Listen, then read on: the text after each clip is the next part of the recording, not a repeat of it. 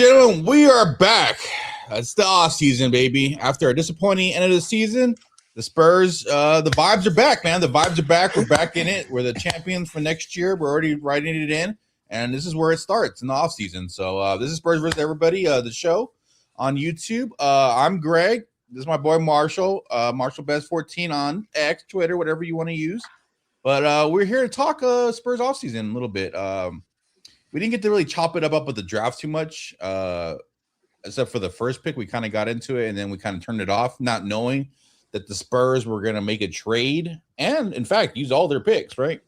A little bit of shocking. So we can get into it. Let's pull up the guys who we got. Those are the 4 draft picks. I guess we could touch really on Jaden Quinton's a little bit.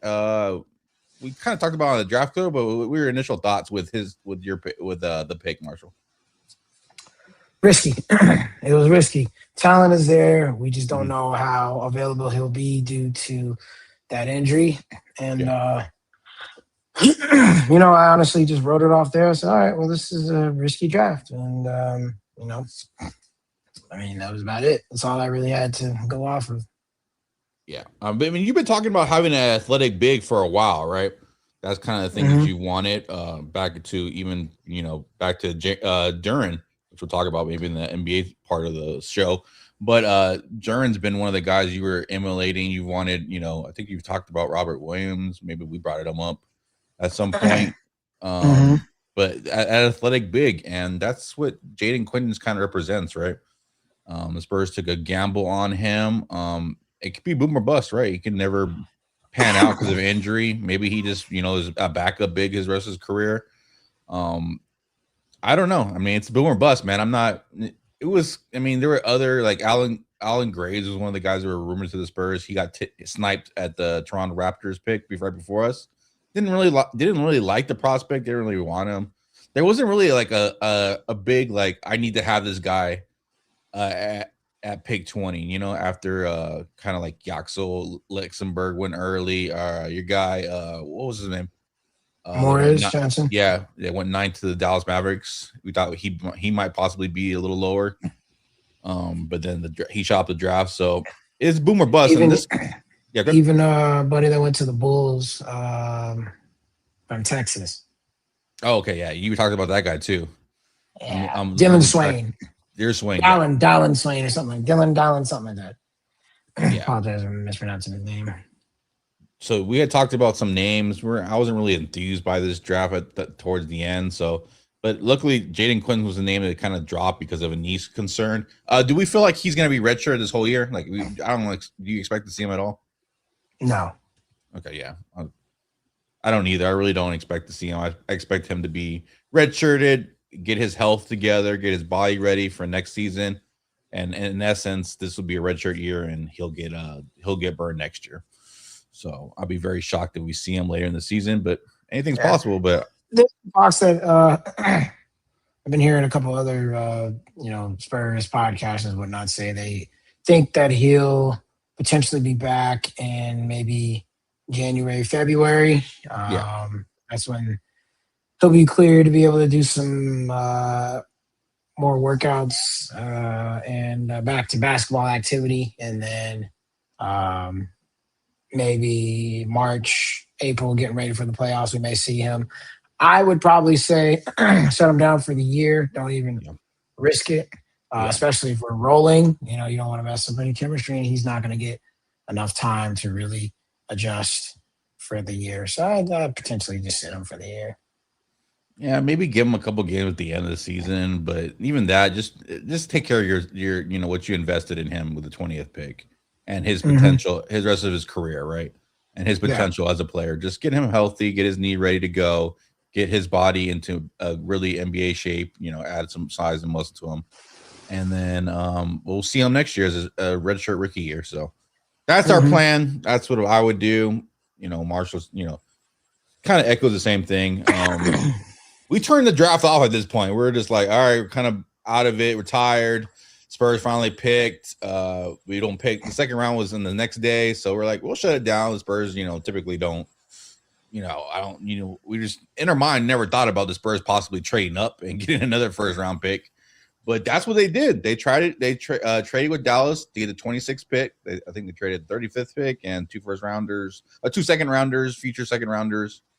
With Golden State. No, with Denver.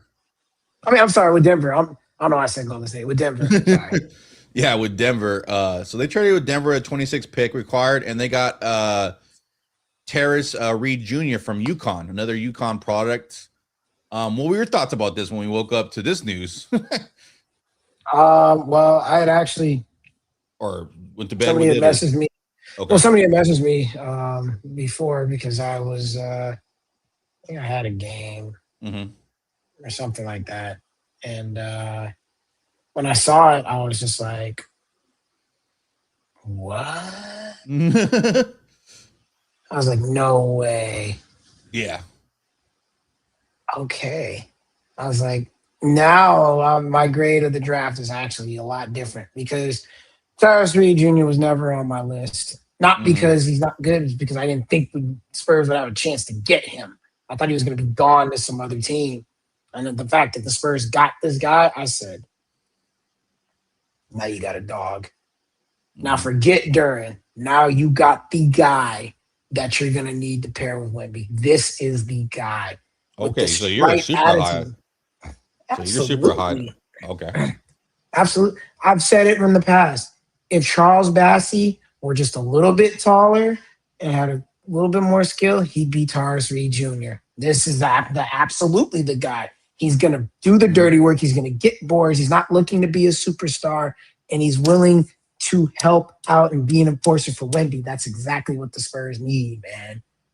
That is exactly what the Spurs need. So that really got me excited. Okay, I like Marshall. Like Marshall's all in on Terrence Reed, possibly. So you're penciling him as a potential starter going forward, or not necessarily his rookie year, but like his potential as being a starter. It's very possible. Honestly, I could see it. I could see him be a starter. Definitely a backup over Cornette. I definitely will say that. You may play him maybe at the same time. I wouldn't suggest it because you're probably going to have a much slower team out there. But you may see Terrace run the power forward. So we'll see. Okay. I'm a little lower on. I mean, I like I'd love the pick. Don't get me wrong. We needed backup depth. With Cornette necessarily being unplayable in the playoffs at some point. Just having backup big depth. Biyombo is unplayable. Yeah. Miles Leonard. Not Miles Leonard. That'd be wild. That'd be wild. We had what's it called? Plumlee, unplayable. Mason Plumlee, yeah. Kelly Olynyk is another guy that is a hybrid big you can get rid of. We just had no guys to put in there just in case, and we saw it when things failed at the center position. We were just without depth. So I believe Terrence, being 22, coming from UConn, coming from that pedigree of a player, knowing what he does as far as rebounding, setting skill, screens, a little bit more skill than I think people give him credit for. Oh, absolutely. With his feet work. I think he'll fit into like a third big role behind Cornette initially. He could be supplant Cornette as Cornette, kind of like you don't want to replay Cornette. If you don't want to pay him, Terrence Reed Jr. possibly come in as a second big, maybe as a backup eventually. I don't necessarily see him starting just because they kind of went out and got Jaden Quintons. We don't know, like we don't know the future, obviously. But if Jaden does work out, then I see him being possibly a starter going forward. He would be the starter, or maybe they're both backups. I don't know how this future all ends up, but yeah, I mean, at the very least, he's big depth, right? He's 22. He's probably ready to go. Maybe not necessarily his rookie year, even though he played in the UConn defense, the UConn offense. So he kind of has understanding of what the Spurs are going to run as far as DHOs and stuff like that. He can get things done. He's capable. Like if you pass him the ball, he can get a bucket, right? He does not. Yes. He can go right hand hook. He can go left hand hook. He has great footwork. He's capable with the ball. It's not like he's going to just roll. Because we saw a Cornette go into DHOs and kind of just be stuck there, right? Not really go for offensive. You've seen Terrace Reed attack space, get downhill, get to a post. You can throw it to him in the post. He can do things. He can still score and do things. So I definitely think this was a great pick. He's 22 years old. He'll be ready to go at least by second year, if not give you some a little bit of flashes of his rookie year. But yeah, this was a fun pick, man. I woke up to this. I was like, wow, we did something. We traded up and we got big man depth. First two picks. Quintus is kind of a hybrid. He can do a lot of different things. He can guard fours, and you have Wemby on the 5. You can put him on the 5 and have Wemby on the 4s and roam off of, and kind of figure out where you want to put Wemby to roam off of, whether it's a guard that can't shoot or whatever. So Quintus gives you a lot of things. Reed Jr. is going to come in there, rebound at a high rate, set screens, can score.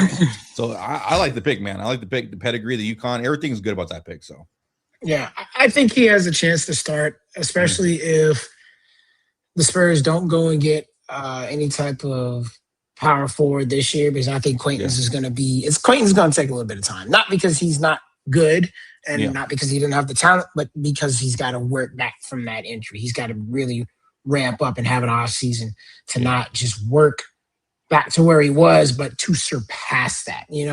So if I think this first year there are going to be a couple games where either Wemby's rested or Cornette's going to rest and Reed's going to come in. And I guarantee you there's going to be a good game where he drops 20 and 15 or something. We're like, yo, he was just phenomenal. We're going to walk in here. We're going to be like, remember that talk that we had? Yeah. Like, dang, man. So. Yeah, I think I'm very excited. Yeah, very excited for this pick. Great big man depth. I didn't think they were going to take their second rounders, 42 and 44.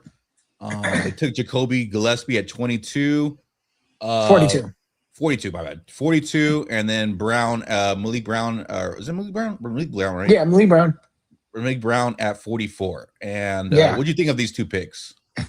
Don't know how much they're going to use Gillespie, in all honesty. I mean, if he can handle the ball, I mean, that's another guard depth, right? Just something you will need is you're going to need guard depth down the line. But I don't know if he'll make the roster at any point unless he just shows he can just score ridiculous amounts. And we're just like, okay, he's the guy. You know what I mean? Yeah. So I don't know with him. Malik Brown is actually very interesting. And, coming from Duke, he is a guy that could really potentially be a two-way player. He really could be a two-way player. Not so sure on his three-point shot per se. He could work on it, but definitely guarding and being a bigger forward that the Spurs potentially need in the future. That is a guy that you really may be able to use, and we may be seeing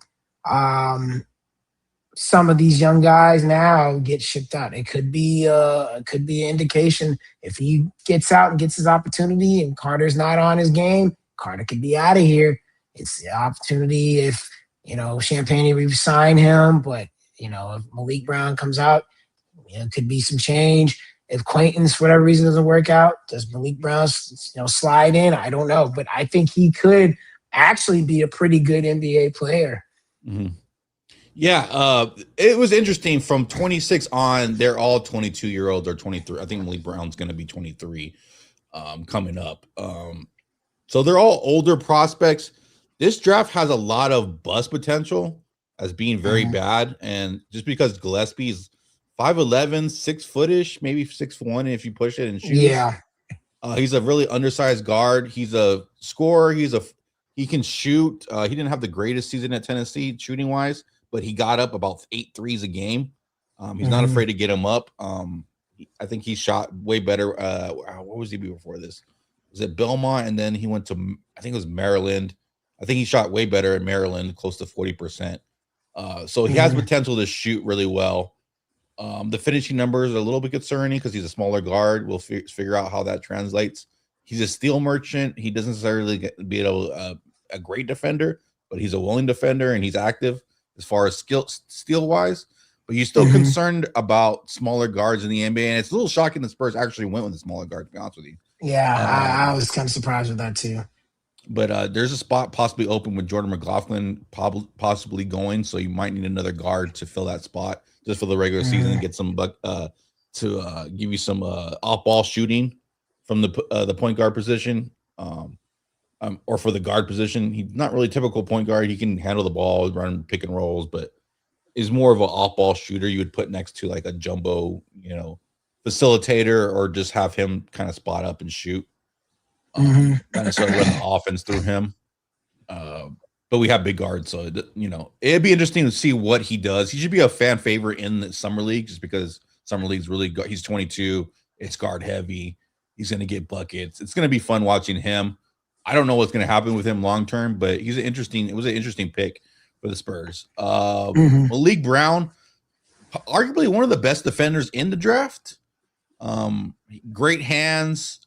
Can good weak side and help side block rim protector. He just reminds me of like Sohan, like what Sohan was supposed to be. Sohan had more upside as a passer, but Malik Brown is the guy who can guard the post. He was kind of an undersized big for Duke at times. I think he can project to being a 4 if he can, and a perimeter player if he can get the shot down. That's gonna be a swing skill. But he has active hands. He can still, he gives you a little bit of like what we've seen from DeJounte, what we've seen from Kawhi, as a guy who can really just really generate steals.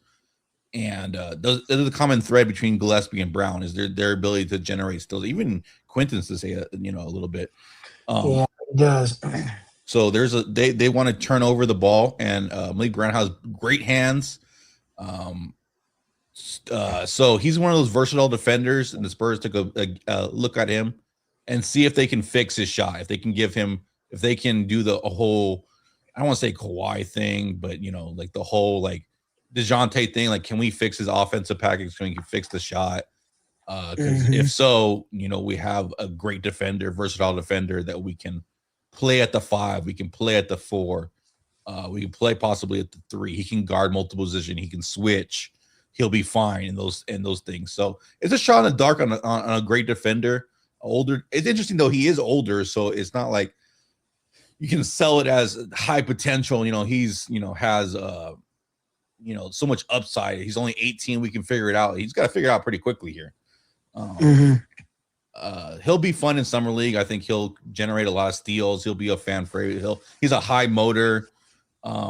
So it'd be interesting to see what he evolves into, but it's a shot on a defender. Like, it was interesting that Spurs even took, it's just still shocking they took both second rounders, to be honest with you. And I agree with you. To get what I was going to look at. So Malik Brown. If I can get to his stuff, give me 1 second. Oh, no problem. He's, he went to Duke, 22. Let's see what else. Like I said, so he was at Syracuse his first couple of years. Yeah. Didn't average more than 9.5 points when he was with Syracuse. When he was in Duke, averaged about 4.5. Shot. Didn't shoot the 3 ball that well. Didn't take a lot of them. Free throw percentage was not very good either. So, he's definitely a defensive guy for sure. If he ever does find that shot, he could really find a spot, on the team. But more Sohan-ish than anything. So we'll see what he looks like if he does get any time in the league. I love defenders, man. So I'm always rooting for defenders to figure it out offensively.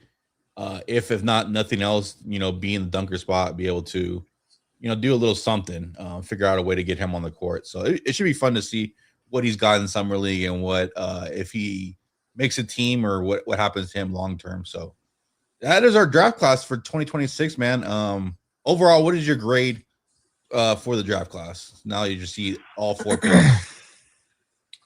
I'm going B+, maybe A-. Okay. I like it.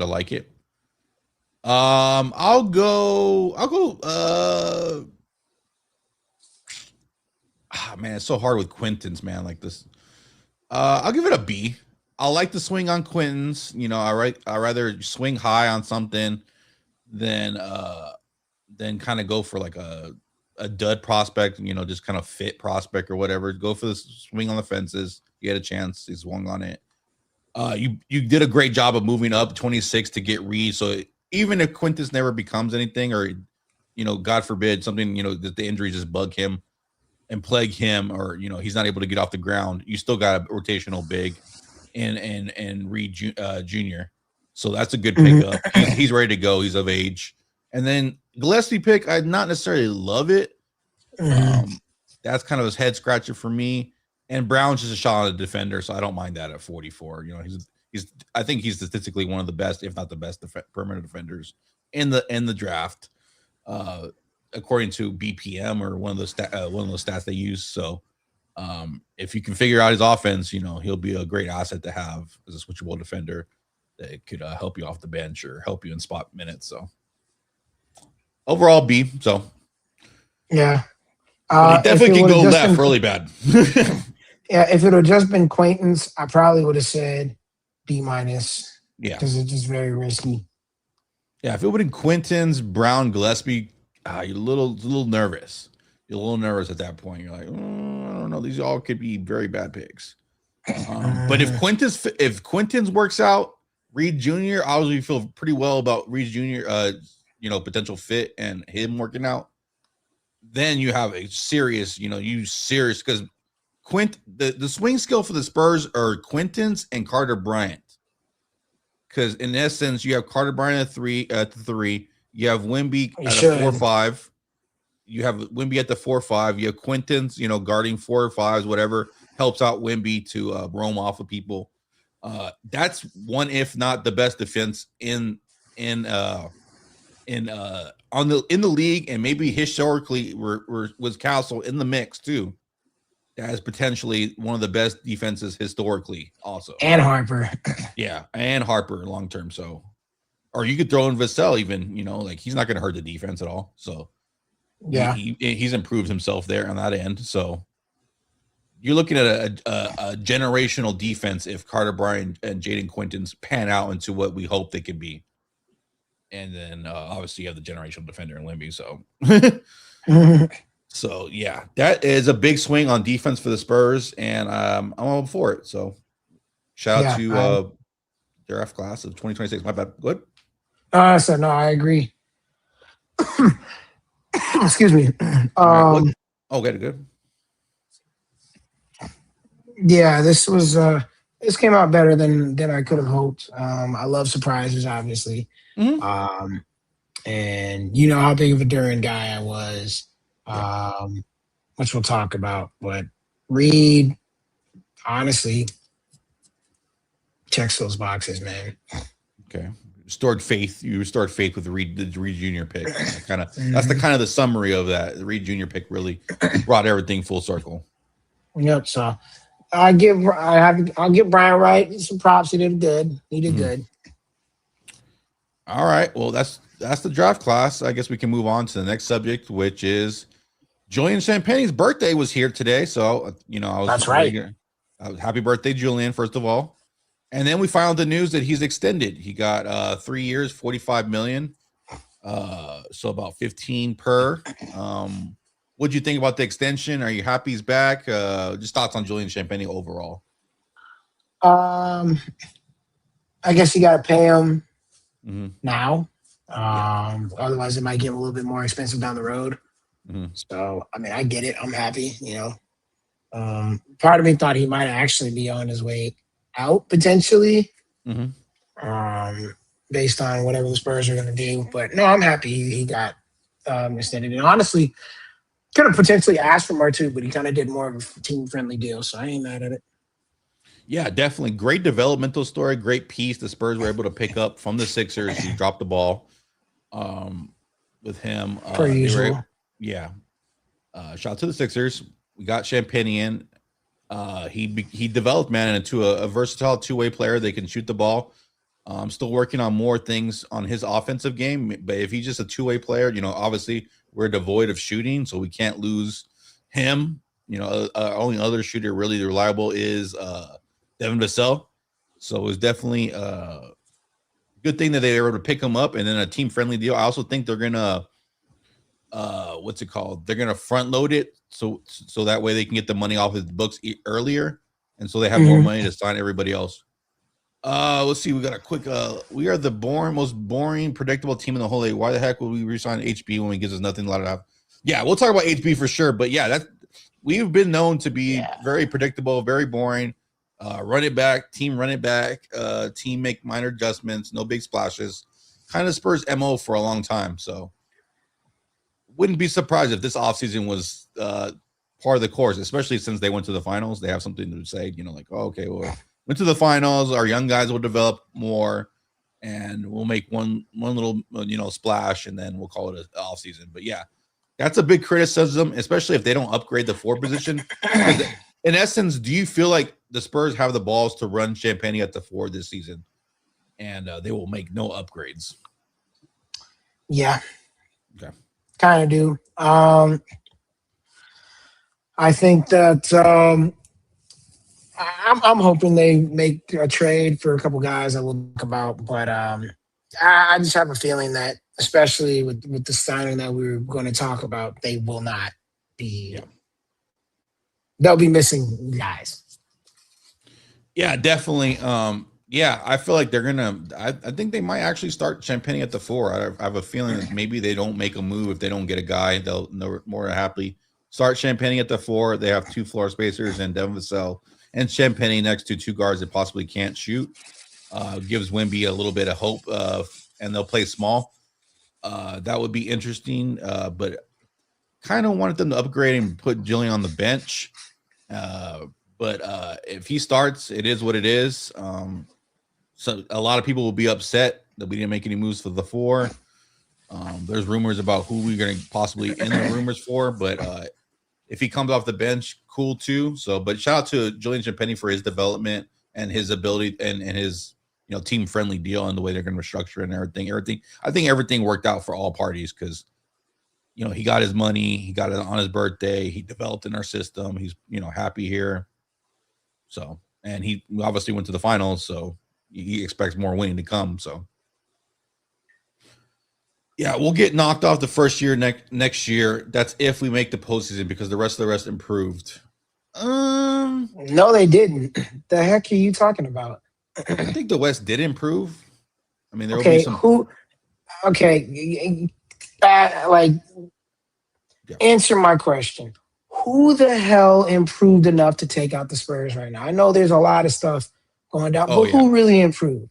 Seriously, who gonna get past the Thunder? The Lakers? They didn't improve. Did the Clippers improve? No. Oh, we're gonna talk about another trade, potentially another couple trades. Maybe that's an improvement, but hey, I'm not worried about anybody in the West if I'm the Spurs. You did the damn thing. You upgraded with some of your young guys. I mean, I'm not worried. I'm not worried. We'll make the postseason. Oh, that's definitely happening. Yeah, I mean the offseason still needs to come around, and there's some things that needs to still happen. Obviously, Lamella Timberwolves, we got to figure out what that works out to. They're obviously bringing back IO too, but they did lose Naz Reid, so it'd be interesting. We'll talk about all these teams and what the potential trades are. But some teams made some moves. A team like the Jazz will be better, but I definitely think Time out.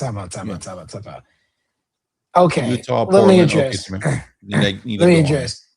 Let me address Memphis. How did Memphis get better? Come on now, like. I'm not worried about Memphis doing anything. These Jeremy Grant. Okay, what Jeremy Grant gonna do? I mean, he was in the running for 6th man of the year for a little bit, That's cool. And what happened when he was on that Portland team? No, we ain't worried about no damn Memphis. They don't have any answer for Wemby at all. So I'm not worried about them boys. I mean, we know about OKC. Okay, yeah, they got Mara. Congratulations. I know they re-signed Hartenstein. Chet doesn't do anything against Wemby. Now we got Tyrus Reed in the book. Like, That'll be a tough matchup. Don't get me wrong, but J-Dub and AJ Mitchell coming back. okay, they were there last year too, and how did that work? That's all I want to say. And the Spurs have gotten better. So again, we'll see with that one. Utah, Darren Peterson, cool. I mean, Jaren Jackson Jr., we'll see how they fit together. Laurie Markkinen, will he actually play? I don't know. Like, there's a lot of question marks there with Utah. They're still young. So, And then we'll talk about Phoenix. Yeah. We'll talk about Portland. I'm not moved. I'm not moved. And it's not me being cocky. I'm not moved. Yeah, the most interesting one, Paul. I mean, obviously, okay, so you got to kind of pencil there because we're potentially going to be going at each other for the next couple of years. That's kind of like the whole narrative.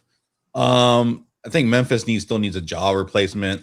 I don't think they have anybody ready to go, but they did significantly help their bench, and depending on what Cam Boozer is, how fast he acclimates to the NBA. I do think they're an interesting team, but they're not a threat to the Spurs. Portland, they got ain't making a playoff. Portland needs to flesh out their roster. They still got too many point guards on the roster right now. They're going to make some more moves, so we'll see what they bring in. If they bring in a Jaylen Brown, which is that'd be interesting. That's the rumors. But they can't shoot, and they're probably going to get rid of Drew. So it's like, yeah. So if they bring in Jaylen Brown, we'll have a talk about that. Utah will be a very interesting team. Second year of Ace Bailey. You add Jaren Jackson Jr., Walker Kessler. That's one of the better defensive front courts in the NBA. Laurie Markkinen won't be tanking, so he'll play more if he doesn't get injured. Yeah, second year Ace Bailey. Keontae George, we'll see what if he has a repeat of what he did last season. And then you have obviously Darren Peterson, which it's a rookie, so he could be great. We've seen what VJ Edgecombe, Dylan Harper, Cooper Flagg played pretty well as a rookie, so we'll see what Darren Peterson has. There's some injury concerns with him. Yep. But Utah will be very interesting this year for sure. They're more in kind of win now versus tanking scenario. So let's see what next comment. We should have signed John Collins in place of Barnes. Oh, no. I agree with that one. Yeah. We'll talk about, we might as well go to Harrison Barnes at this point because this is the more shocking one. Obviously, I shouldn't be shocking for the Spurs. But for me, I already penciled Harrison Barnes out of here. I didn't think he was going to come back. I thought he was going to get a little bit more money than this. I thought he wanted to play, maybe start and be somewhere else. But yeah, Spurs resigned Harrison Barnes 1 year, $8 million. He's a vet. The Spurs love him. He always never injured. He's always on a diet. He's great in the community. It's great community work for the Spurs. That's kind of why. Great vet voice. So the Spurs love him. They bring him back for 1 year, $8 million. He can still play during the regular season. He's not going to be playable in the playoffs, more than likely. Maybe he bounces back this year versus hits a couple more threes than he did for us in the playoffs this past year. I bet defensively he's a big liability. It was shocking they brought Harrison Barnes back, but not for the money.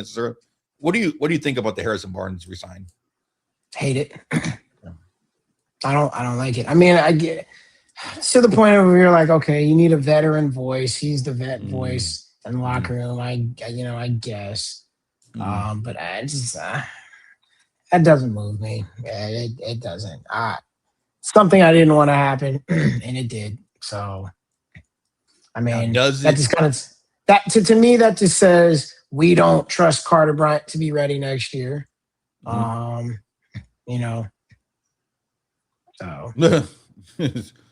yeah, unfortunately, he didn't give us much in the playoffs. Yeah, it kind of figure with Julius and Penny coming back, Harrison Barnes. Technically, there are fours. Carter Bryant, how does he factor into this with Keldon, Vassell? Obviously being there too. You got multiple guards to play. Does that mean that we won't sign a 4 going forward, or is Harrison Barnes really going to be relegated to minimum duty at all? But yeah, this is a safety net for if Carter Bryant is not ready to contribute, or if he has off nights. Harrison Barnes can give it a go. I expect him to still come off the bench. I don't think he'll ever start for us again. No, I think Julian Champagnie will take that role if we don't upgrade that. But yeah, man, it's interesting signing. I mean, I like the guy, the person Harrison Barnes. Yeah. but obviously UNC guy going to UNC, but didn't expect him coming back. But 1 year, $8 million doesn't really hurt you. It's not long term. You can sign him long term to a big deal or significant deal. The Spurs were always going to be over the cap team, so they're always going to have. They really only have the MLE to really work with, 15 million, and they have about, depending on what they do with the rookies and everything, probably 2 to 3 spots open. I mean, do they even have the MLE now after re-signing Harrison? That's the thing. It activates now that they activate it. Now they have access to it. The MLE and the biannual exemption. They never use the biannual exception. They always keep that. Okay. So they use, and sometimes they use the MLA. Sometimes they don't. They can use it on a player, or they can use it on the depth pieces. A couple guys to get in here on the cheap. But the trades are still open. They possibly could make trades. I don't really feel that we'll make a trade. But if something comes up that they can't say no to, maybe they do. But I just don't really Spurs making a trade, to be honest with you. I mean, if we're talking about a free agent signing, because as we mentioned, Collins and Rui Hachimura were 2 guys that were high in our depth charts, and they're both unrestricted free agents. I mean, more than likely, we're probably not going to sign either one of those guys now. Yeah, there's going to be a lot of competition, and the Spurs will have the 15 million mid-level exception to use. It'll be interesting to see if those either players will fit into it or they will accept that money to play a role on a championship-winning team, possibly. Obviously, there's a big championship caliber. Yeah, championship caliber. My bad. Thanks for a lot of people want John Collins or Rui. There's a lot of people kind of like anti-Rui now. I think it's because it's so popular. Which is interesting. I mean, he's not an elite defender, but a lot of people are talking to him like he's a cone, like Harrison Barnes or Keldon Johnson, which he's not. He just can't be your best wing defender next to Luka, Austin Reeves, DeAndre Ayton's controlling the paint. That's just not a good setup to be successful either. But in a system where you're asking him to be your 3rd, maybe 4th best defender, I think he's more than capable.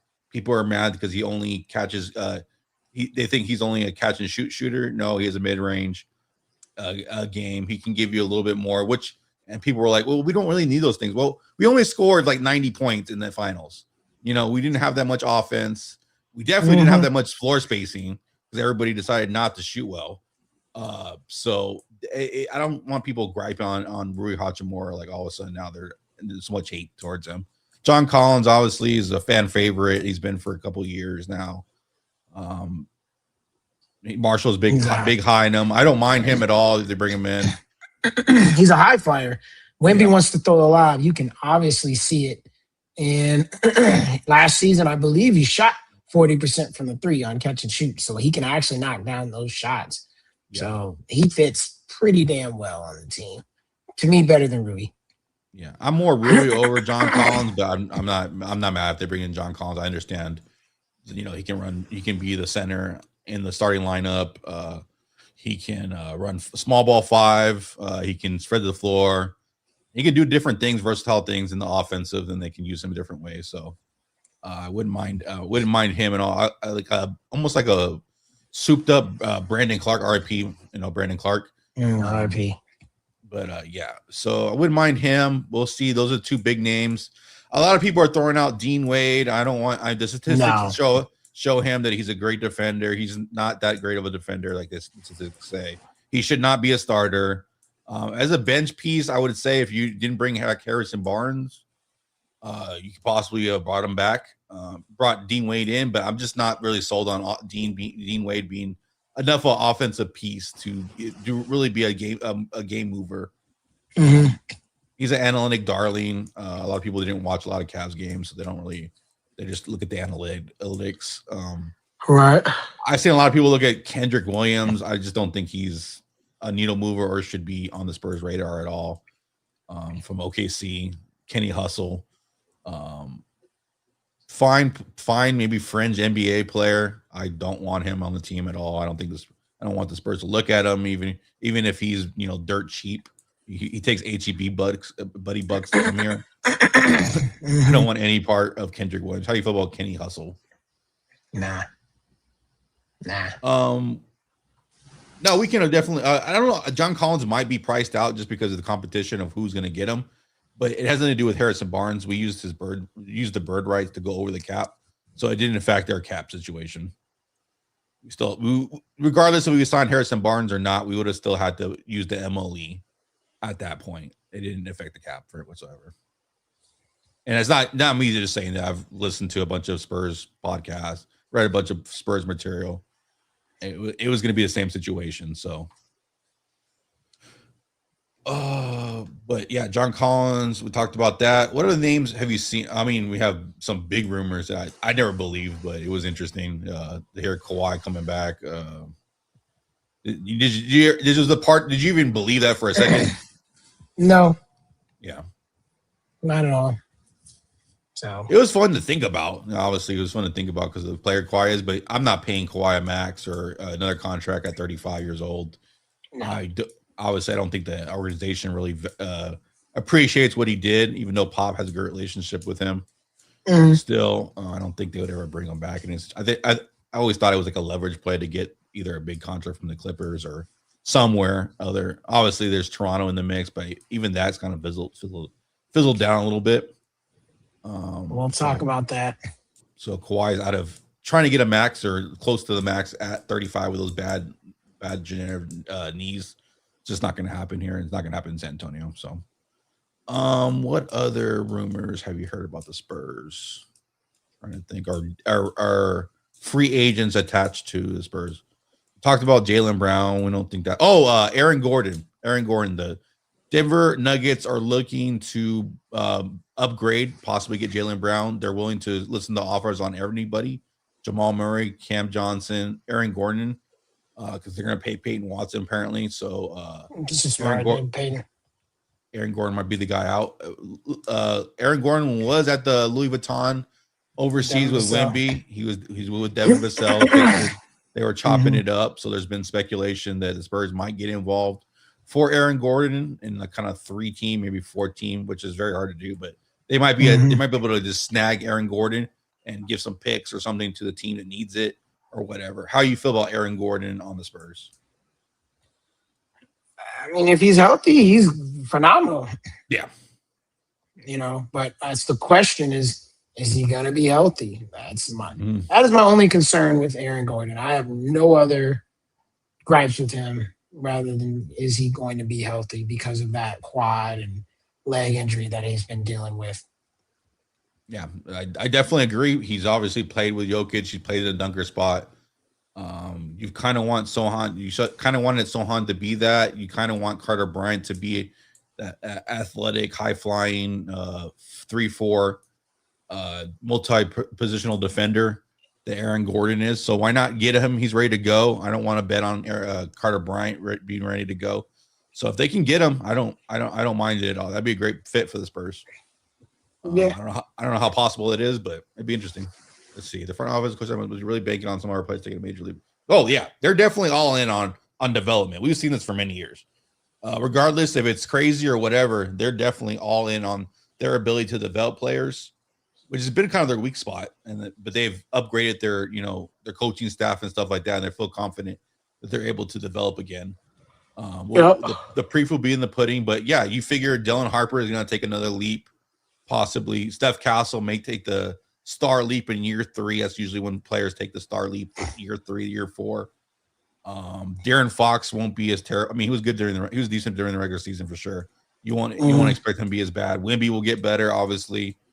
You're hoping Carter Bryant takes a leap up and to be a serviceable NBA, backup player at least. Who else am I missing would take a leap? Keldon, but that's in the playoffs. Keldon would have to show himself in the playoffs. Devin Vassell was solid all year. Above Champagne would probably be more consistent this year. Yeah, Champagne had a great season. So I mean, but if he can back and forth. Now that he's full-time, more than likely a full-time starter. Yeah, he'll be better. Yeah, for sure, and getting paid. Well, but it's not linear. Like things could happen, right? We've seen people fall off after getting paid.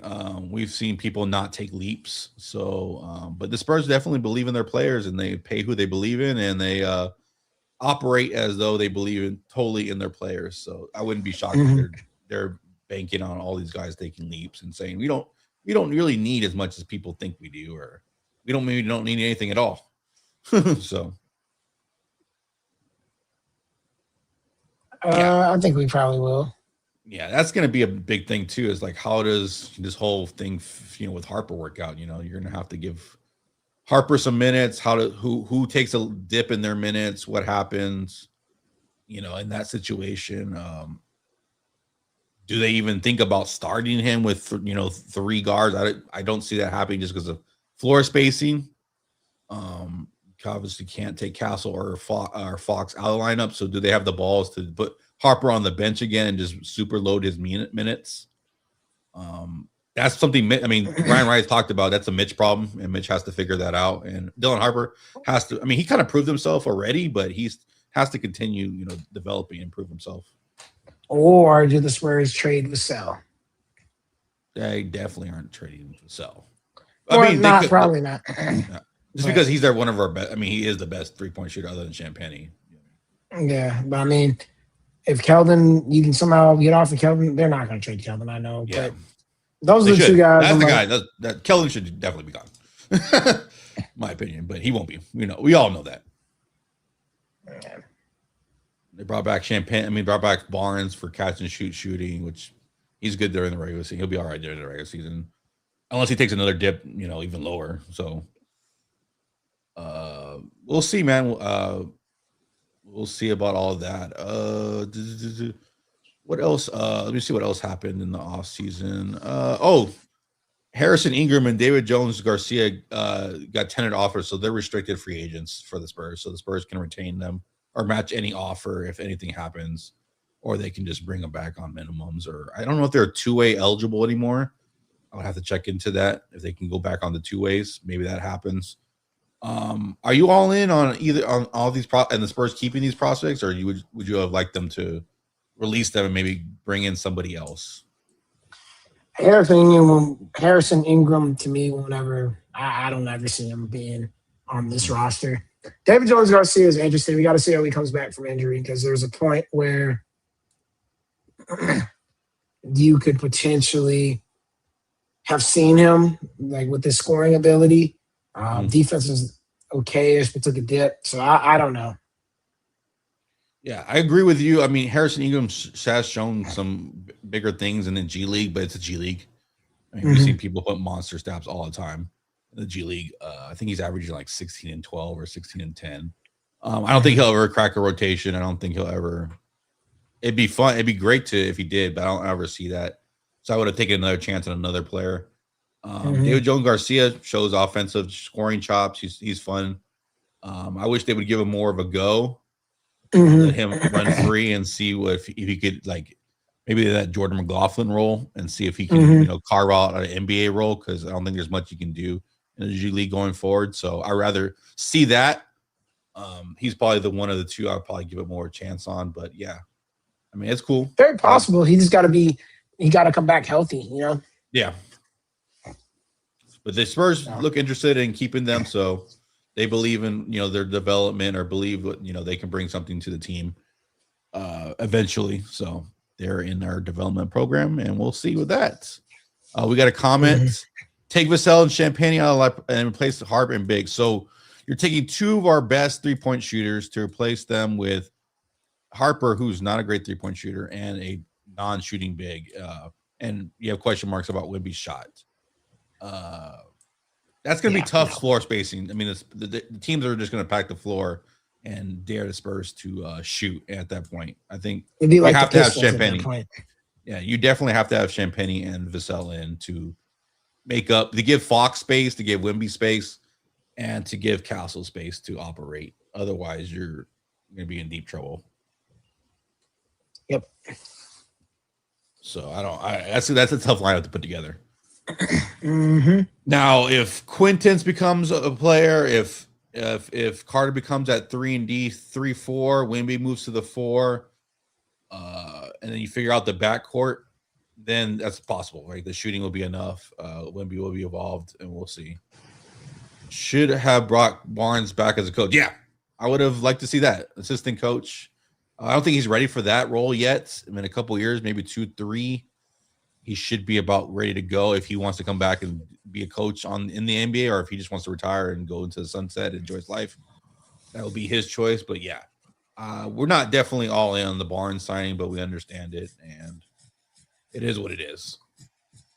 Harper has to start. That's a hot topic for for pundits and the media, Spurs fans. They believe Harper has to start. Are you on that bandwagon that Harper has to start in year 2? No, but I would like him to. But the only way you do that is, I personally think, you got to get rid of Vassell, move Champagne down to the 3, go get a 4 that can shoot, and then have Wendy at the 5. That's the only way Harper can start. Well, if So Harper starts, otherwise, you're still gonna have Fox and Castle starting too. So. I get that. Now, if Harper starts, I would you said actually got rid of Vassell. You said to get rid of Vassell. So yeah, I would throw. If Harper starts, I would move Castle to the bench. Okay. That's what I would do. Okay.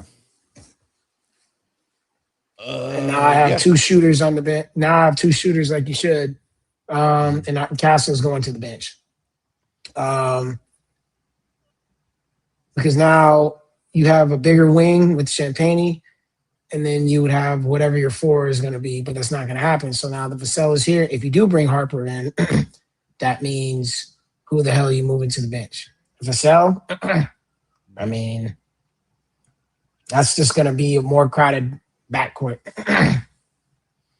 And you have no ball handler coming off of the bench either. Yeah. Yeah, you don't have obviously Keldon Johnson was a 6th man of the year, and he flailed in the playoffs, but he did have a picture of his arm wrapped up like he had surgery. So that kind of has to give him the benefit of the doubt. Maybe he was injured. That's why he looked like crap. So, give him a benefit of the doubt on that. If Harper's, I would get rid of Fox. That's pretty simple. Fox would be the I would love to, but that's not going to happen. Yeah. So I don't think Harper's going to start. I think that Spurs will be in. Maybe I will see if he's, what kind of player, if he's a guy that demands to start, but I see him coming off the bench next year. I don't think he starts. Harper was the best offensive player in the finals. The rookie, imagine what he could be the second seed with starter minutes. Yeah, it doesn't always happen like that. You can't pencil in a guy automatically improving linearly and being better. People do take dips in second year or have off years, right? And people write them off, and then in year 3 they explode. But it is possible that Harper does explode this next coming up year, and because he's special. And he does show superstar qualities if he were to get the starter minutes.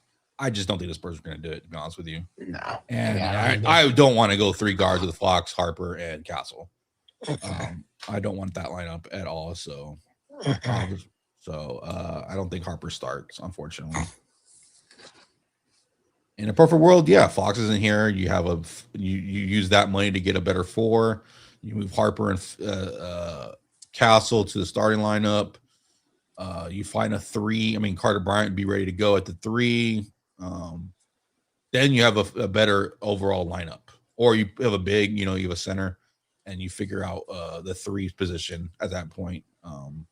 That's the traditional way, right? We've used to seeing a 6'7", 6'8" wing at the 3. We've seen, 2 big lineups, we've seen that traditionally. Now the Spurs playing untraditional basketball with multiple guards, multiple ball handlers, undersized a little bit, playing fast. That's kind of the way they've chosen to play. Is that going to be who they've drafted necessarily says that they're not going to play that ball in the future? With drafting Quintins, who can play next to Wemby, and Carter Bryant, who can play a 3-4 next to Wemby and Quintins, that kind of, you start to see the pieces fall together. Of maybe they're going to go bigger, they're going to go more defensive, they're going to go rebounders, they're going to do that, in the future. But that's the future. The players they have now, they have to play a certain style. Me and Marshall are probably under the pretense that we'd rather them go to that style now and get players that fit that mold now, rather than wait. And but they're going to wait. They have the players under contract. They were very successful, so I don't see the Spurs deviating from that plan of being small and going fast until other players develop and take those spots. So, nope. It is what it is. But yeah, shout out to Harper coming through in the finals though, because we would have been so screwed. We would have averaged like 75 points, 80 points in the finals if Harper didn't take over. So shout out to him. Can't wait. I'm glad he's a Spur. Can't wait to the future with him. You know, I've talked about there may be a conversation later down the run about Harper Castle, just based on money. Which one are you going to keep? Wemby long term. It's going to be hard to keep all three of them together, but maybe it all works out, and we're all hoping that it works out because they're all tremendous players and they're young. So all in all, I have diminishing faith in the possibility that we'll make it as far as we just did as we currently are. Hey, look, we did have some injury luck that got us to the finals. We can't dismiss that, and it's always a possibility that we don't do as good as we did last year. Right. Yep. Nothing is set in stone, right? You guys still have to show up to the games. Like if everybody plays good in the finals, we win that. We win it. Because Keldon Johnson didn't show up, Luke Cornett didn't show up, Harrison Barnes was unplayable, Carter Bryant was a rookie, Fox didn't show up. Multiple players didn't come through for us like they did during the regular season or early in the playoffs. If they do, we win the playoffs. So there's a lot of like possibilities either way. So it is what it is. Yeah, but we definitely could go out, be a surprise team in the first round. We could be a possible second round team. I don't think we're as Spurs fans, you're probably thinking like, oh yeah, we're penciling into the finals every year now. Just because of just because of Wemby's taking a leave, Castle, all these things, we're penciled into the finals already. And that doesn't always happen. No. Like you don't even include injuries too. Injuries happen. Right. So, yep. But yeah, you're not alone, right? A lot of people will feel like if the Spurs don't do something at the 4 position, that they're punting this season and they're not going to win a championship. Yeah, I mean, you have to raise expectations. We made it to the finals, right? And you have to say this team is a lot further along than we thought it was. They thought this team was possibly a play-in team. I think we heard Manu echo that. We thought they were further along. Not as far as long as they are, but they took the reins, they did it, and now you have to. I've talked about it where now you have to treat this as a finals, a championship level team, and you have to make the appropriate moves to sustain that and get over that hump. Now, some people will say, "Oh, we're still growing. We still got to take our time. We shouldn't have high expectations." There's going to be that camp of people too, and that's their opinion, that's their choice. We can go back and forth on that, but yeah, I agree that expectations should be raised, and the front office should move accordingly. But we know the Spurs, how they move and what they value and how they look at things too. So, whoops. Let's see. Let's move along. We could talk about July 6th. Wemby set to possibly sign his rookie extension. 5-year max is an estimated look at what his salary will be through this 5-year max. It starts July 6th. I expect them to have it July 5th at 12 a.m. right at Wemby's house, right in front of him, and say, please sign that, buddy. Please, dear God, sign that. And once they do that, Wemby will be locked in for the next 5 years. And you can look at those numbers, man. These numbers are going up, ladies and gentlemen. At one point, maybe a player on a rookie extension will make $100 million, but Wemby's making between $50 million and $70 million a year. Damn. And that's going to be a lot of total value, $300 million, over $300 million, man. Woo. Are you pro shy? I mean, there's no conversation around this, right? There's no conversation around this. It's going to happen. We want it to happen. We love Wemby. It's his team. He is San Antonio now. Shout out to him and LV, Louis Vuitton. One of my favorite brands. If I can't afford as much as I could back in the day, but once in a while, I might just dibble and dabble. But shout out to him. If he can give me a discount, help me out. Okay, next thing. This came out shitty, but it just shows that right now we're over the cap with the Champagne signing. Harrison Barnes won't affect that at all. So we'll still have, or it takes a little bit off the cap, but we still primarily will be using the $15 million MLE. We have the $5.5 million biannual exception. They typically don't use that. Here's a luxury tax where the luxury tax is. I don't expect them to go over the luxury tax just because, that's what the Spurs do. Maybe they do. The first apron is right there. I don't expect that till Castle and Wimby's contracts start to kick in. That's what we'll be as a first apron team. And then we'll try to avoid that second apron team because of the penalties and all those things. But eventually things will get very expensive for the Spurs. And I think they hold out until the very end to start being the first and second apron just because of the penalties and stuff like that. I was Pito the 20th pick we made, not because of this game, but because of his injury history. Why would you take someone who probably won't play in year one? It's a risky pick. Yeah, we definitely agree. It's risky for sure. They could have gone either a fit pick or a guy that's older. They could probably play faster. Maybe they would have gone Alan Graves if he would have been at 20, which we've been rumored to. But it took a high upside pick. It hasn't worked out. It didn't work out for us with Luka Samanic in the late 20s, but it has worked out before with DeJounte Murray. It was a pick in the late 20s that helped, that worked out. But this is a big pick. I mean, big risky pick, high upside pick. It is what it is. They took an upside pick. I'm not mad at it overall. I wasn't really impressed with this draft, to be honest with you. So it is what it is. But yeah, that's our cap situation. I wish it would have came out a little bit better for everybody. But there's Jen Champagne throwing the I got paid sign. Dude, Summer League's already here, bro. Summer League is already here coming up. January 3rd to 6th will be the California Classic. Schedule the Heat. Huh? July 3rd to 6th. Did I say June? You said January. Oh, January. My bad. Okay, yeah. July 3rd to the 5th. July 4th weekend, all that time. We'll be playing the Heat, Warriors, and Lakers.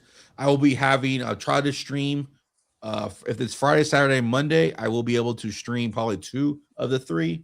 The Lakers will be TBA, but I will definitely be on stream watching it. I can't show the game, obviously, but I will definitely be watching and tuning in and commentating on it and seeing who shows up. It's obviously Summer League, so it doesn't really matter, but it's fun to look at our rookies, look at our young players, some of the guys they bring into camp and see who can contribute, who does what, who looks good.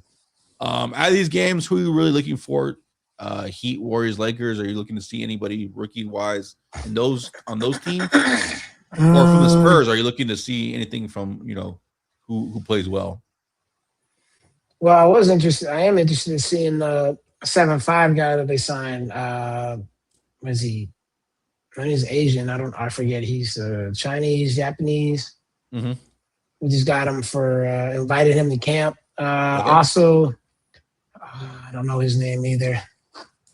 Our guy, one of my draft crushes, Tyrone Grant Foster is coming.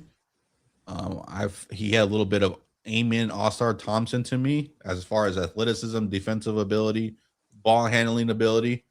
I don't know if yeah. He was at a small school. I can't remember that off the top of my head. There's purple and black, but he was the guy that I really kind of wanted late to take a swing on him. So I'm gonna have fun watching him play. He got invited to the Spurs Summer League team. As far as the other teams, the Warriors, the Heat, they drafted somebody, but I can't remember. It was insequential for me. Yaxel Lindenberg. We'll see Yaxel Lindenberg on the Warriors. Does that be fun? A guy that the Spurs. Scottie Bryant will be here. Yeah. Yaxel Lindenberg. Dylan Harper's going to be here too, which is interesting. I don't know if he'll really play. I don't know. I guess he'll get a couple of minutes. I wouldn't expect him to play that much. Maybe he'll get one game and just a little bit of burn, but I don't expect him to play that much. But yeah, Yaxel was a guy that everybody wanted for the Spurs, so we'll see him on the Warriors. They're in rumors, so maybe he ends up getting traded. I don't know. And the Lakers, Cam Carr is a guy that would be interesting to watch for the Lakers.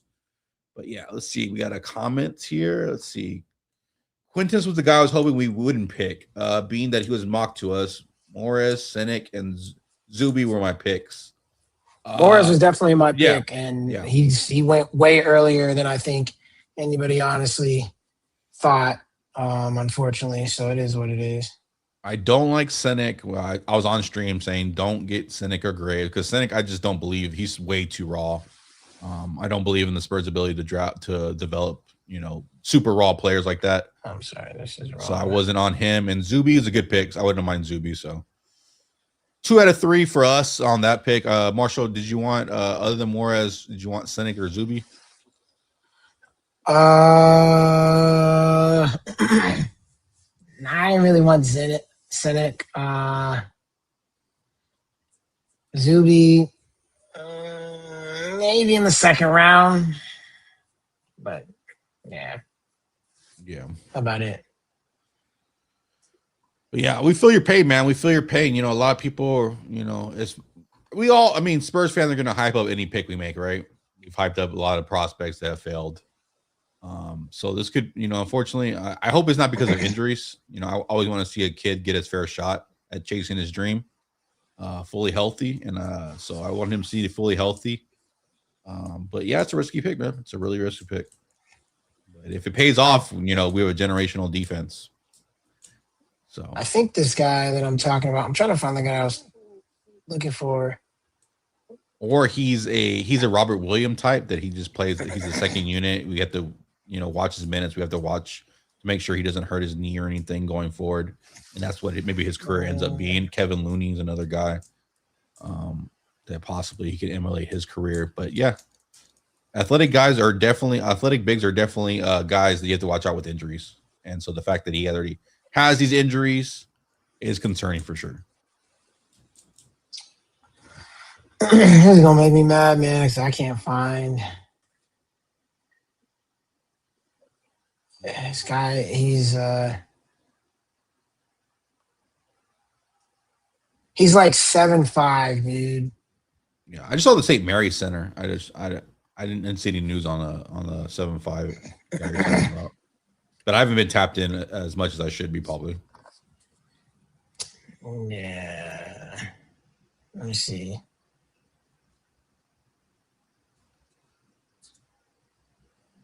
Obviously, what me.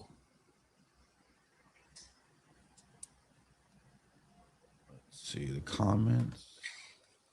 I think his name is Zhu Zin. Mm-hmm. He's Chinese. Let me see if that's him. Oh no! Wait, is this him? That's a totally different guy. Yeah, I believe his name is Zhu Jin. He's 22 years old. Or maybe not. If this isn't him, there's a guy that they were talking about. Yes, he got. Oh yeah, it is. It's in addition to his college pursuits, he was reportedly received an invitation to participate in the NBA Summer League with San Antonio Spurs. They said he is the Chinese Wemby. That's what they're calling him. I've never seen him play, but apparently this guy is supposed to be pretty good. So yeah, it should be fun. Summer League's full of fun play. There's another guy out of Toledo. He had some sneaky bounce. Let me see. We've had fun hype. I mean, we've seen the likes of Bouye having some game winners on the Summer League was fun. Trying to think of who else we rooted for that never made the team or never really did anything. Obviously, some of our rookies played and they were hyped up. Obviously, Malik Brown should have a good. Terrace Reed Jr. should eat in Summer League. Oh, absolutely. Malik Brown will have a good defensive performance. Gillespie, he could be hit or miss. He could be totally off, or he could just get buckets, crazy style. We'll see what happens with him. So, yeah, my apologies. I'm trying to find this last guy. It's okay. I'll bring up this question while we're waiting. The only bright spot I see between the draft free agents so far is Terry's Reed Jr. because it is a position of dire need and he's healthy. Yeah, I mean I think we all agree that's a hell of a pick for us. Anywhere from starter to backup to third big. he'll be in the mix. Maybe not starter in year one, but he'll be ready to go. He's 22 years old. Came from UConn. He has a pedigree, he has the age, he has the strength and size to compete as a rookie and a first year player. So he should be ready to get a couple of minutes here and there and give the Spurs a little bit of boost during the regular season. And we all love the pick, so we're right there with you on that being a bright spot for the Spurs. Yeah. I'm trying to think of any more rumors of players coming to the Spurs.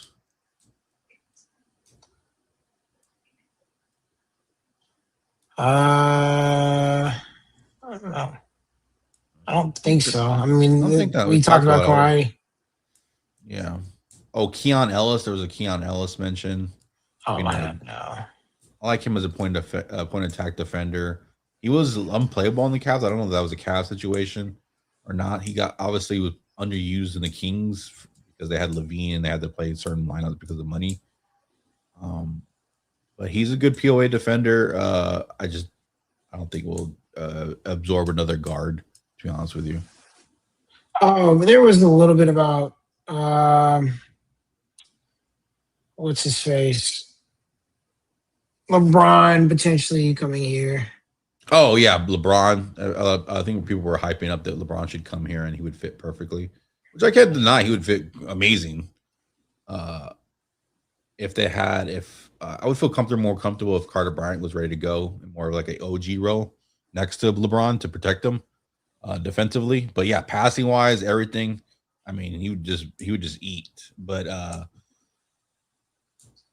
then with Fox and him, we've seen him be successful with guards. Wemby, obviously, another great passer. That would be fun, but it's just never gonna happen, right? It's just yeah. I can't find him. I have to find him another day. But this dude that I'm thinking of, we'll have to get that. Heard rumors many players coming here, but willing to bet non-will because that's the way the Spurs combos. I mean, yeah, I don't typically get a lot of big names, but it may not be for lack of trying. It may just be guys just sign other places, Yeah, I mean, we hear rumors about players. We don't know how true that is. The front office could be totally out on those players, but it's just agents and people hyping up rumors. The Spurs have been beat out for free agents because of money, and people have not wanted to come to San Antonio because the city is boring, or the money, the situation is boring. The team, the way the team plays is boring. So there's been rumors, but we're one of the hottest, youngest teams in the NBA. We're super exciting.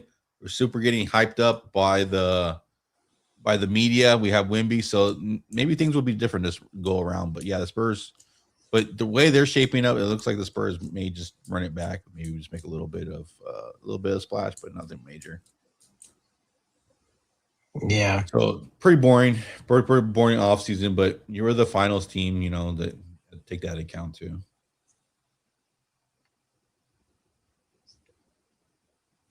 Yeah, Zuzian's the only one that I'm seeing, but there's another guy. If I find him, he comes in the summer league, I'm gonna be like, that's exactly the guy that I'm talking about. But I can't find him at the moment. Yeah, but the Spurs definitely do need more shooting. It kind of fell through in the playoffs a little bit. Floor spacing. You can always add two-way players that'd be best, but it's hard to find them. They do need to figure out more size at the 4, 5, a versatile defender that can play the 4, 5 seed at base. Okay, we got a bold prediction for season 2, 5 seed. That's crazy. I think the Spurs are built for the regular. I think the Spurs just built for the regular season, and they're going to push through. And I think a lot of teams won't try as hard as they will. So I definitely see us being a top 4 seed at the least. I don't see 5. But injuries happen, things happen. We possibly could sink to the 5th seed, but every prediction is, I've been wrong plenty of times, so maybe we will be the 5th seed. Yeah, we'll see. I highly doubt that the Spurs will be 5 seed at best. Is pretty crazy. Yeah, fully healthy. Yeah, for sure. Yeah, that's pretty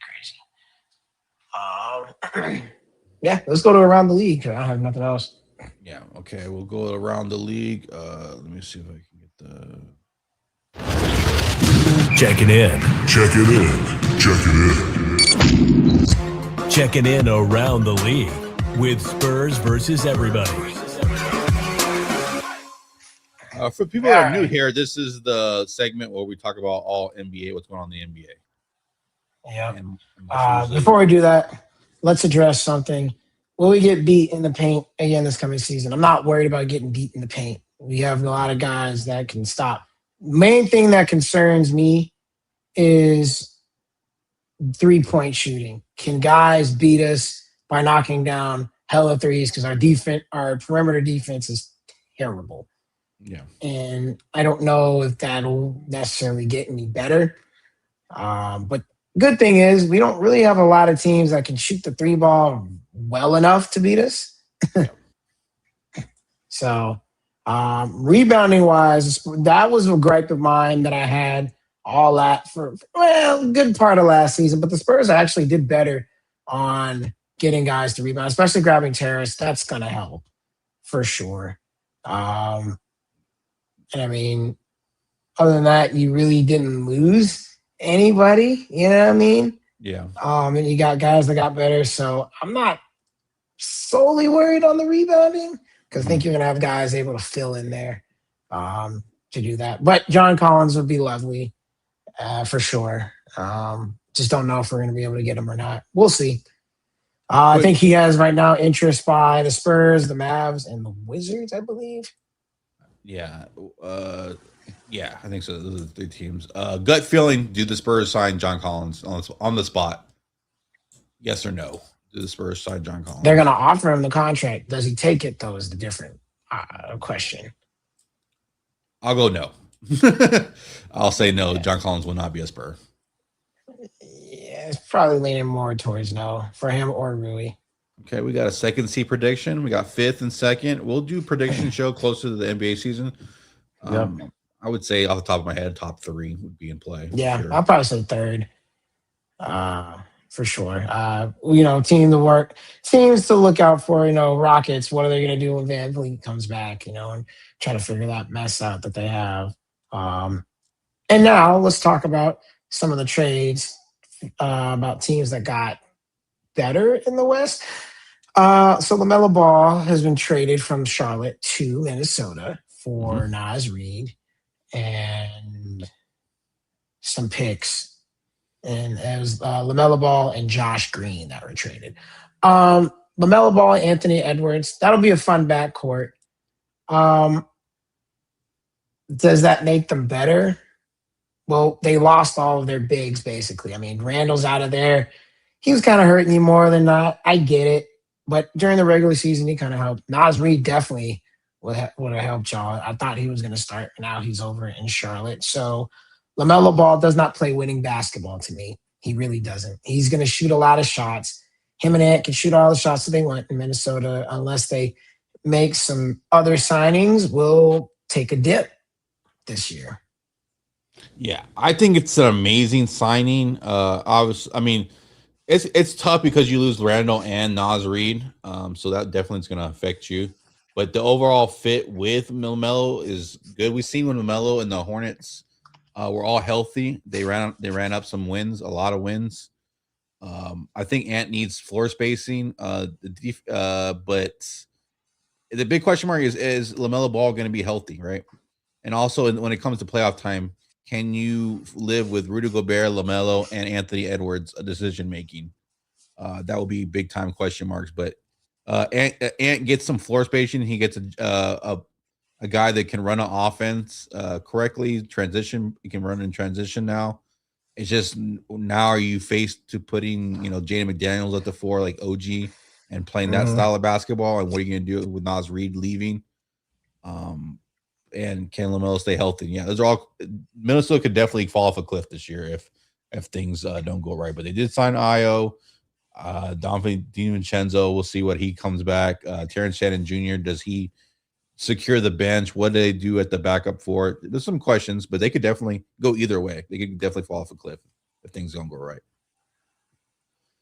OKC will be the team in the West to beat San Antonio, San Brestio, or Brest Ryan. I'm actually not really scared of OK. I've been on record for a long time saying that I think the Spurs match up really well with the OKC Thunder. I think they've been built specifically like that. OKC did make some interesting draft picks, and they're looking to trade Lou Dort and consolidate their roster a little bit. So we'll see what they do. But and Sam Presti and Brian Wright, yeah, I think that's. I mean, I don't think that's crazy to say.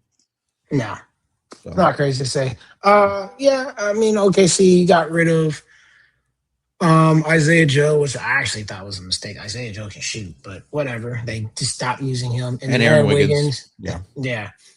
They just stopped playing him for whatever reason because they believe in McCain and AJ Mitchell. AJ Mitchell and Caruso. J-Dub. So we'll see.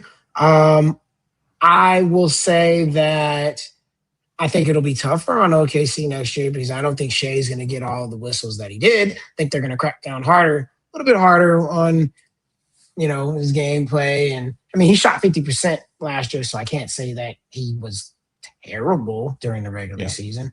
They'll get some wins, but I don't think they're going to be the quote unquote invincible team as they were this year. I mean, Mara signing was great for them. Don't get me wrong. But they got to figure out how to get off of Lou Dort for sure. Yeah, they're gonna look to get him. The depth they have and the talent they have, they'll coast the regular season. It will come down to, is anybody gonna show up next to Shea? And then if they don't, you can obviously slow down Shea too. So that'd be a problem too. And their shooting will be an issue. Can they shoot? So. Okay, so here are three big. They're actually like five big deep. They got Mara, Chet, Isaiah Hardenstein. Sorber will be back this year. I don't know what he'll give you, but they have that's like four big. What is that? 4 or 5? They got Isaiah's. They got Hardenstein, Chet, Sorber, Mara, Jay Will. Oh yeah, Jay Will. I forgot about Jay Kendrick Williams. He's gone. Oh, so they're not bringing him back? No. Oh, okay. Well, then, they got 5 bigs. Yeah, so they got 5 bigs going deep. Let's see.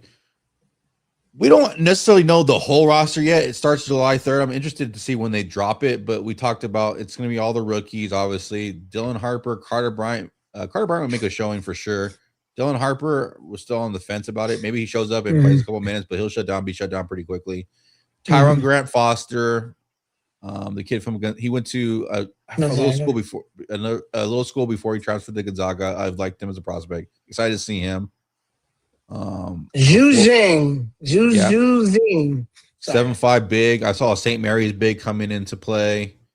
And there's another guy, y'all. He's from Toledo. That's all I know. That is all I know. But that kid has bounce, man. He's about 6'7". Sneaky hops. Will Garcia play? That'd be interesting to see if Garcia plays. I don't know if he'll be. I don't think he'll be ready yet. I don't think we need to see him either. But yeah, I think Harrison he's still. Ingram. I don't know about him either. I don't think we'll see. Maybe. We'll see Terrace Reed. Terrace Reed should eat.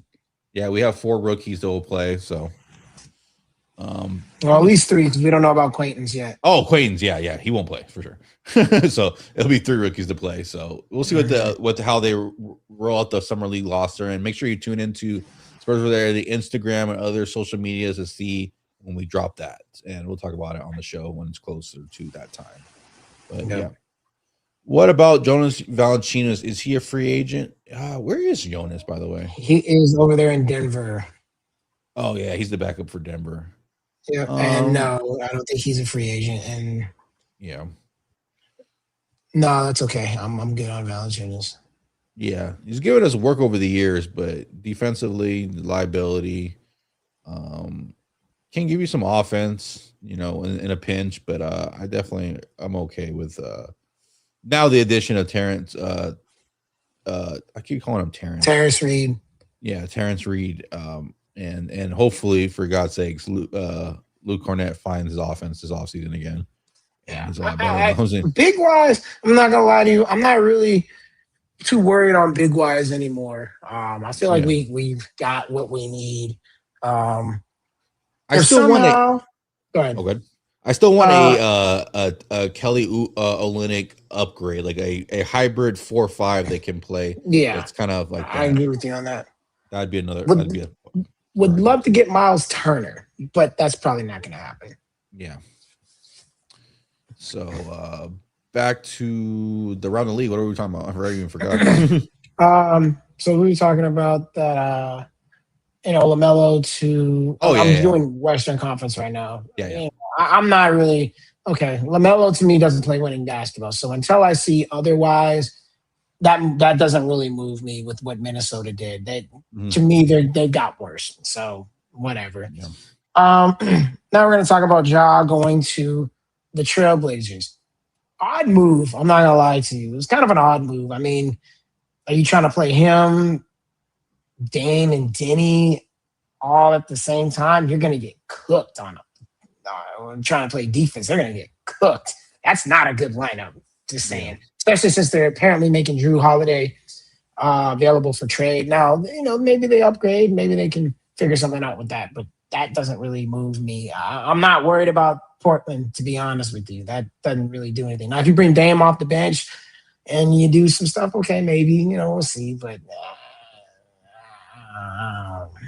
I like to buy low on Ja. Like if he bounces back into form, you bought low on him. And Portland need to do something. They're still kind of stuck in limbo. They're still a first round exit playing team. If they don't do anything, it's not necessarily the greatest fit next to Denny, because next to Denny you probably need a guy that can shoot, and then you're going to put the ball in Ja's hand. And Denny's not the greatest shooter himself, so it's going to be interesting, that lineup. But the news were that they're going to play Dame and Ja together, which I think is terrible news.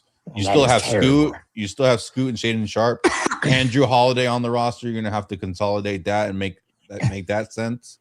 I think Drew's probably going to be gone. They're probably going to trade him. Drew will be gone. I don't know. I guess that says that Scoot's probably not be part of the future, or I don't know what that means for Scoot. I don't know. He looked better than last year. He did. So I don't know. Portland's a mess right now. Honestly, I don't know what the hell they're doing. Ain't worried about them. And then you send over Jeremy Grant and who was it else that they sent over? Chris Murray. Jeremy Grant and Chris Murray. Maybe Chris Murray will actually start getting some time, and maybe he'll start knocking out shots for Memphis. But I guess Jeremy Grant and Cameron Boozer and Beef Stew. Your backup, Jalen Wells will start at the 3 next to Boozer. Edie's starting, right? Edie, Boozer. This is my projection lineup. It's Edie, Boozer, Jalen Wells, Coward, and who am I thinking at that point? Am I blanking on names? I guess the rookie. Who was there? Or they start Scottie Pippen Jr.? Maybe they start Scottie Pippen Jr. Why am I blanking on who they have? I feel like they have somebody there. But yeah, I suggest those lineups. Maybe Jeremy Grant takes over for Jalen Wells. That'd be kind of a little odd thing. I'd rather have Jeremy Grant come off the bench with Beef Stew. I think that would be a better situation for them. I don't know how long they even intend Jeremy Grant to stay in there, but I think Jeremy Grant, Beef Stew to the bench is a good look for the Grizzlies. I just don't think they have the top end talent. I think G.G. Jackson's probably going to come off the bench. Yeah. So, Memphis would be maybe 10. Maybe they make the play-in, but probably 11, 12. They're not going to be that good. Yeah. Ain't worried about them. Okay. Let's talk about the potential rumored trade. So, Kawhi Leonard is one of them. He could potentially end up in Toronto, which they've been talking, and talks have intensified. I don't know where they are right now. We don't know what's going to go on, but that would probably be the only place that he signs an extension. Now, there's also another potential spot of him landing, which could be Dallas. He wouldn't necessarily sign an extension there, but Dallas would potentially offer Klay Thompson, PJ Washington, and a couple of picks, which I mean, Kawhi in Dallas with Cooper Flag. They got Lively. They're probably going to trade Gafford for something. Don't know what yet. Kyrie comes back. We'll see how he looks. I mean, Dallas could be fun. Yeah. But I don't really, What okay, so I'll give you Clippers, Raptors, mystery team. Which team does Kawhi end up on? I think he ends up back in Toronto. And more than likely, Brandon Ingram's heading to the Clippers. Okay. Oh man. I'll say he ends up on the Clippers, stays on the Clippers. Okay. Yeah. I was gonna go mystery team, but I don't know. Yeah. I think he stays there. Well, I mean, I think Toronto he goes for to Toronto. Yeah, we that's got what two for I Toronto. Yeah, I agree with that. Other trade, Miles Bridges is now a part of the Phoenix Suns. Kind of crazy. Both Bridges have ended up playing for the Suns. Yeah. And they traded Royce O'Neal, Grayson Allen, and I think the Suns also get picks and some pick swaps, some crap like that. I'll get to the East in a second. Miles Bridges on the Suns. You lose some defense because O'Neal and Grayson Allen can play some defense. There's some dogs. With Miles Bridges, he's a high flyer. He's able to shoot a little bit. He's really banking on the Suns to score 130 points. They're probably going to give up like 140. Yeah, you had all-star level talent or fringe all-star level talent at the 4 position. You're kind of small at that point. You know, you're running 6'8", 6'7", or maybe I think Bridges is even 6'6". Yeah. But he's athletic. Still concerned the point guard position. They don't have one. Yeah, other than Colin Gillespie, you kind of lose shooting with Grayson Allen and Royce O'Neal, and guys that played well in that system. It's an interesting trade. I don't like Miles Bridges as a player. I don't really feel like as a person either. But you had talent for the cheap, so I mean, you got to kind of do that at that point. Yeah, they got to figure out. The Suns are going nowhere. Like Unless they get a point guard, yeah, because Devin Booker cannot be the point guard, but they can shoot, and they can be a relentless shooting team. Mark Williams, it depends on his injuries. You got to see with him whether Malawach takes a leap. We'll see.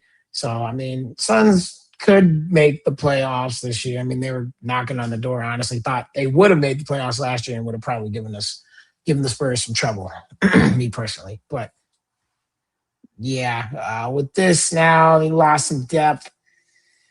We'll see.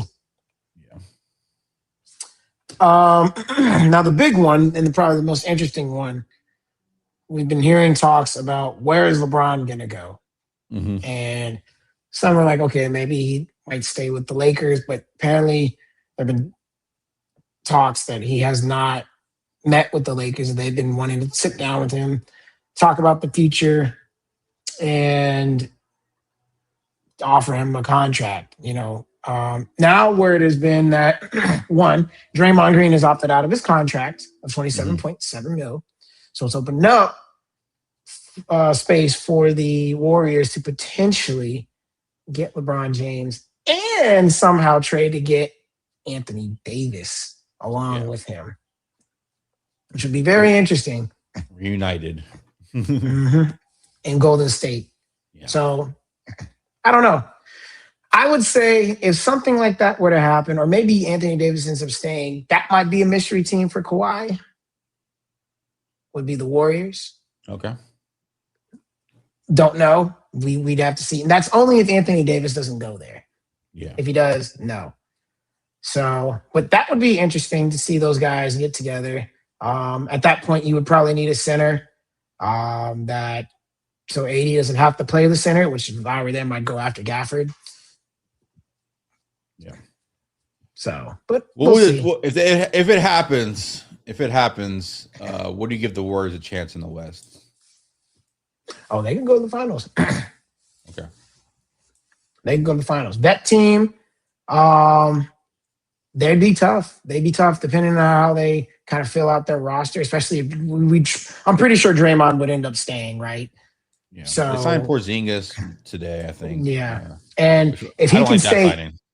and they re-signed Al Horford too, Yeah. So which I think they're both washed. I think they're both washed, to be honest with you. Yeah, I would go after Gafford if I were them to kind of help out with that. But I'll give you this: if Porzingis can stay any little bit of healthy, and they can just make him a catch and shoot guy, and maybe he's able to get you a couple of alleys in there and give you some type of minutes.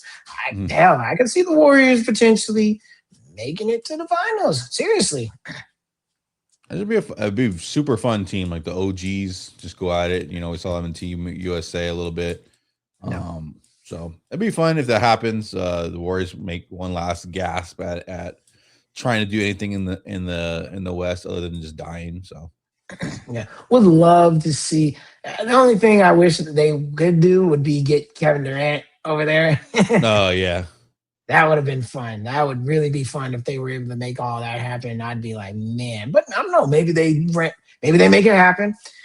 It doesn't work out, and then all of a sudden, Kevin Durant becomes a free agent next year, and he signs with them, and now they give it the one last hurrah. Who knows, man? Do you buy? Talking about Houston, do you buy Kevin Durant and Sengun possibly being shopped? That was one rumor. They're both open to being traded if it came down to it. If they were, I would love Kevin Durant to come here, but not gonna happen. Sengun, I don't really see them get rid of him unless you have some phenomenal player that's gonna end up going there, which Giannis is already there. Giannis is already gone. Unless Jokic were to be able to come available, probably not. Yeah. Yeah, I agree. I think KD would be the guy just because he demands his way out. That would be the only scenario where anything would go down. But I don't think either team are going to get. I don't think they're going to be traded, either of them. I don't even know where KD would even go. You know what I'm saying? Yeah. I don't know. Do you make a trade where you say, all right, we'll go get Anthony Davis over here in Houston, and y'all can have Kevin Durant over there in Washington? That would be probably the wild card, like a slim to none chance of happening. Mm-hmm. But that would be the only way I'm like, all right, maybe that's where he gets traded to.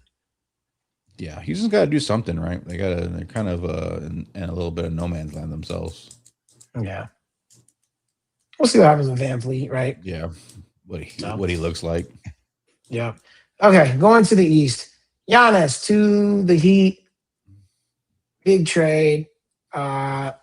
Ended up trading Khalil Ware, Jaime Jaquez, and the draft, which ended up being Nate Ament. Yeah.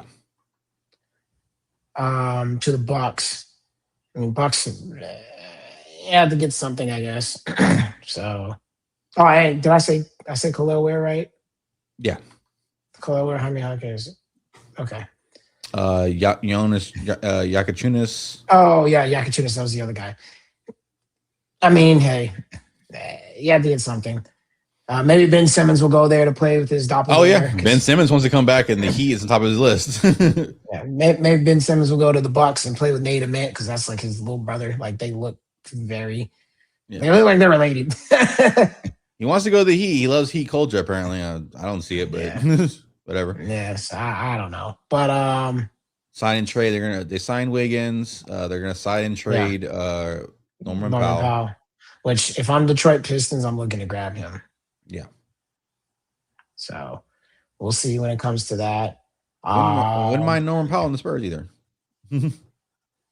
For who? Keldon? Yeah. Get him on. Get him going. Keldon, Vassell. I mean, if the Spurs were to trade Vassell for Norman Powell can create his own shot. Norman Powell off the bench with Norman Harper. Powell off the bench would be crazy. With Harper. Ooh, now we're cooking, baby. We're cooking. That would be crazy. So, but I doubt that.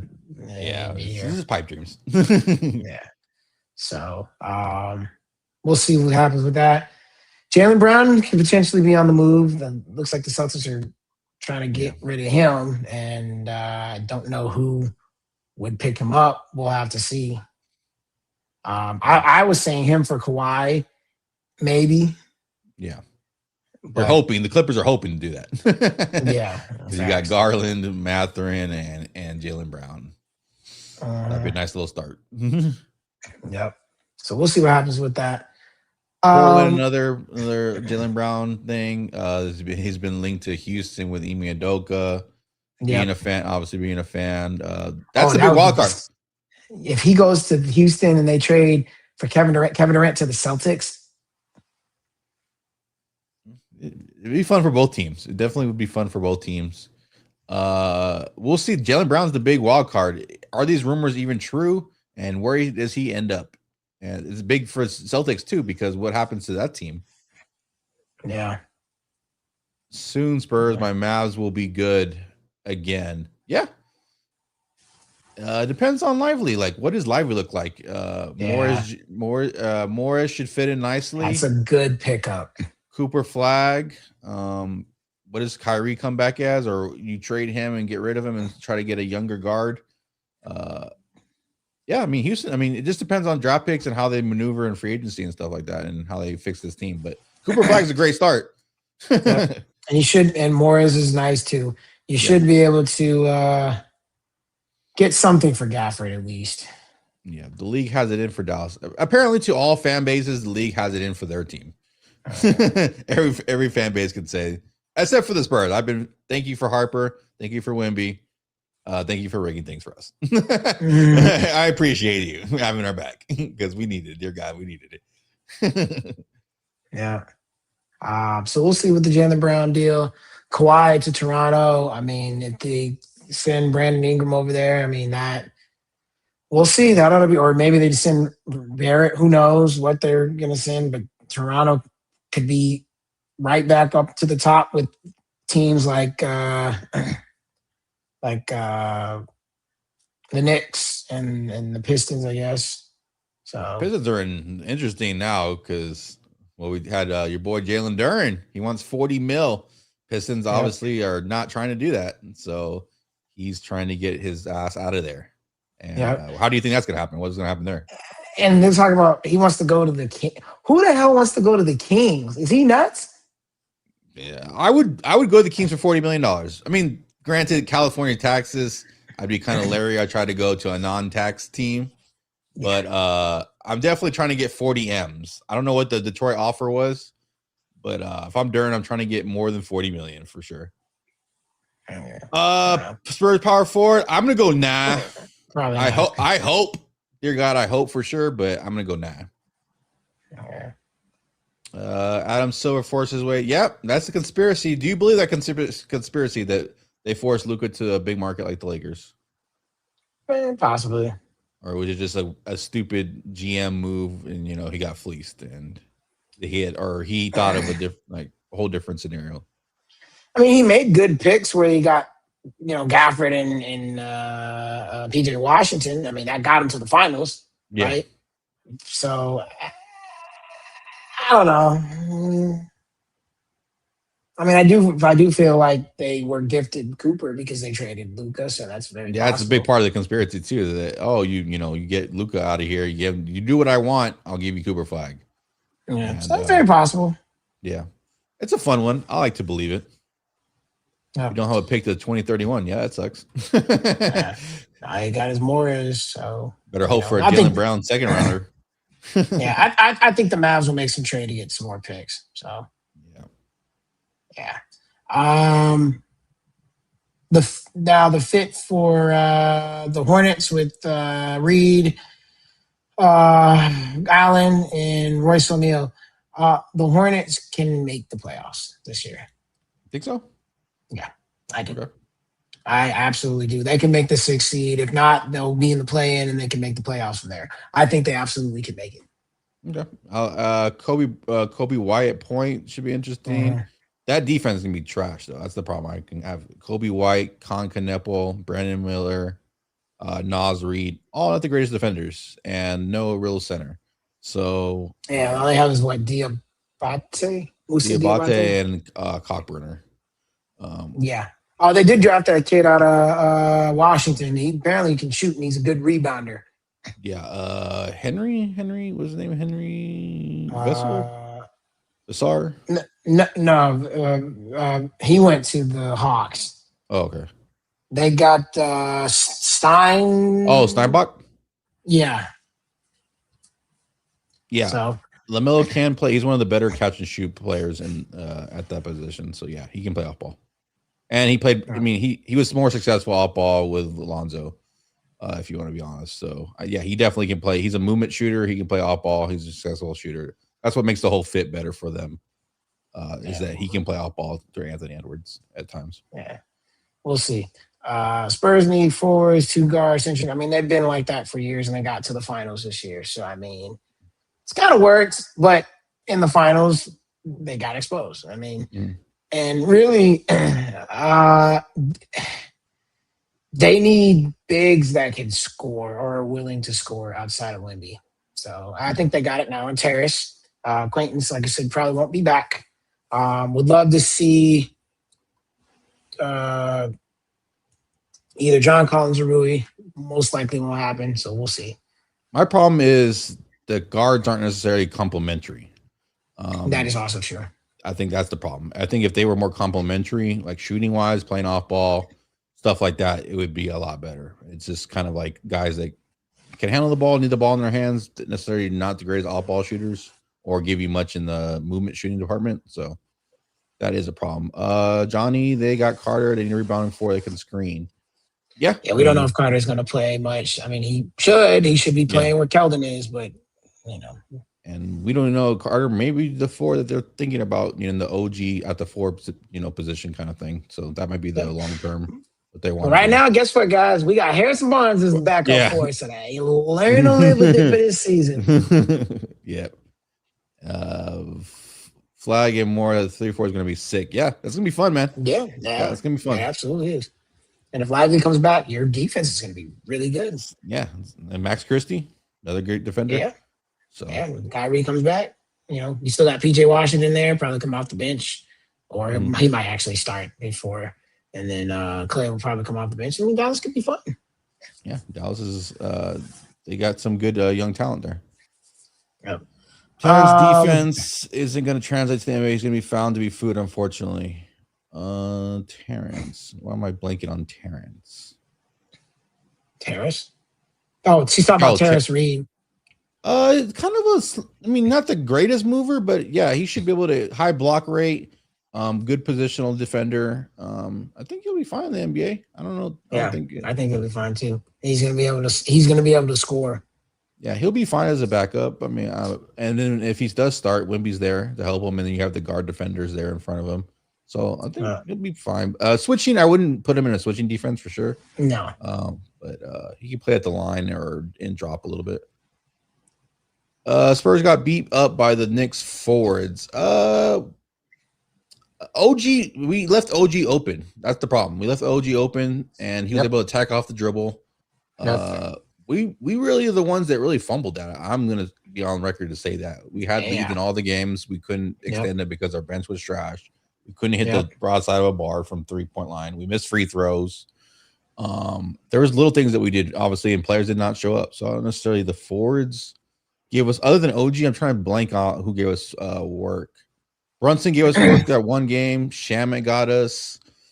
Alvarado made a difference. Like I said, if you really look at it, guys, it's Mikal not, had one little spree one game.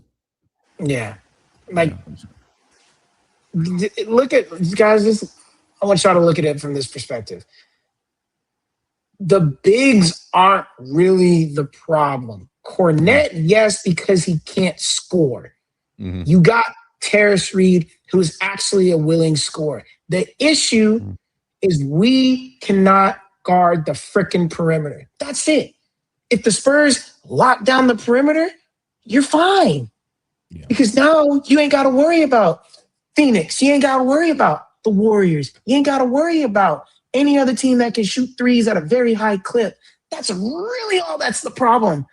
because we were up. It's not like New York blew us out by 30 points in any of the games. Yeah. Yeah, I think we all agree. We hate the Lakers. We hope they never build around Luka. I hope they just suffer in the rest of their lives. Yeah.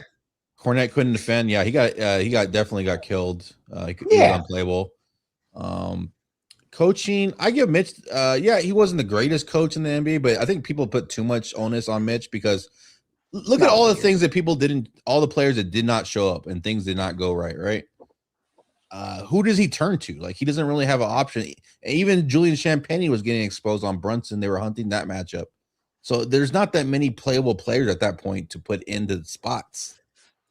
And your guy you paid $100 million to close games didn't do it. You know, and a lot of things more than coaches, because if you look at the other side, right?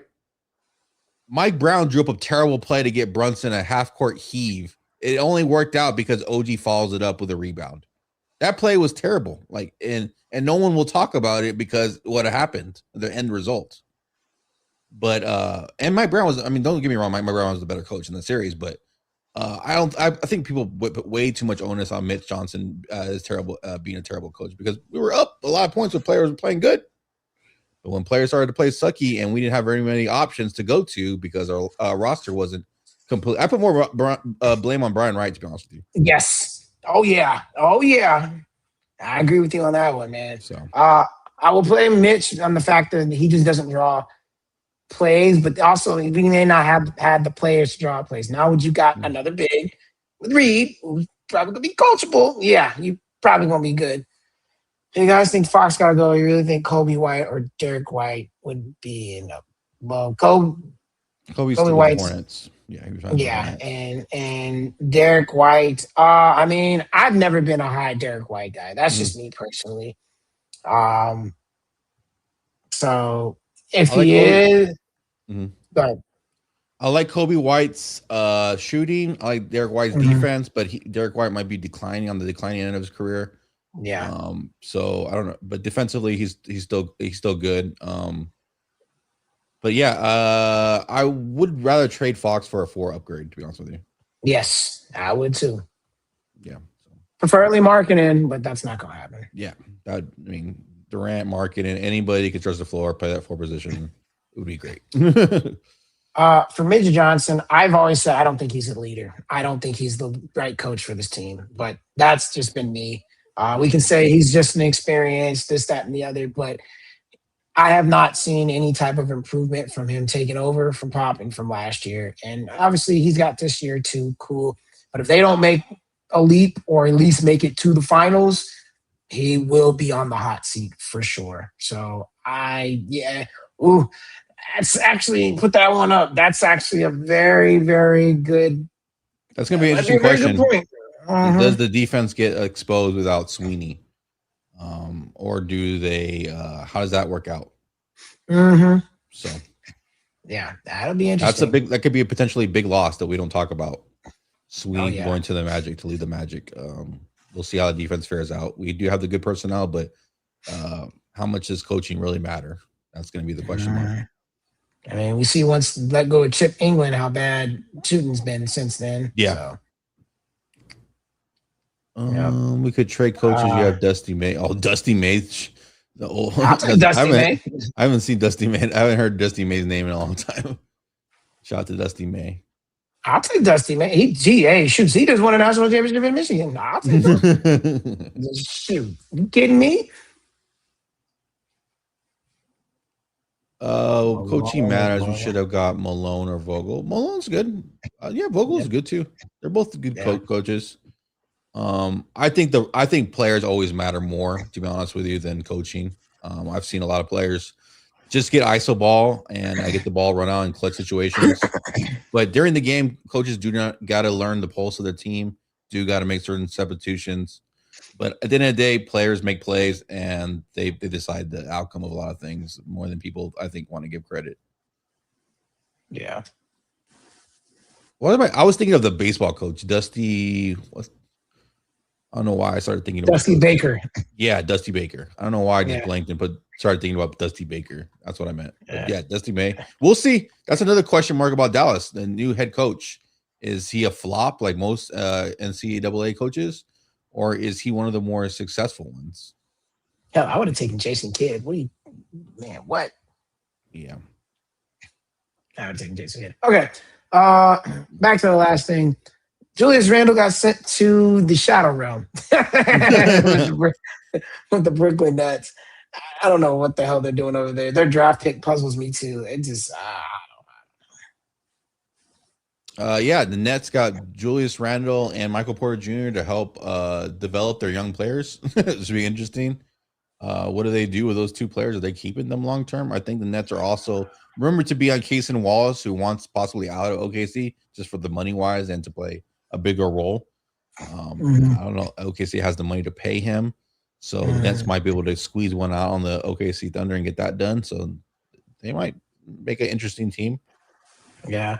And then Claxton is now over with the Bulls, which the Bulls are quietly building a decent little team there. Fun, athletic, young players. Young coach with Tiago Splitter too. Tiago gets a full run after kind of getting ousted into Portland.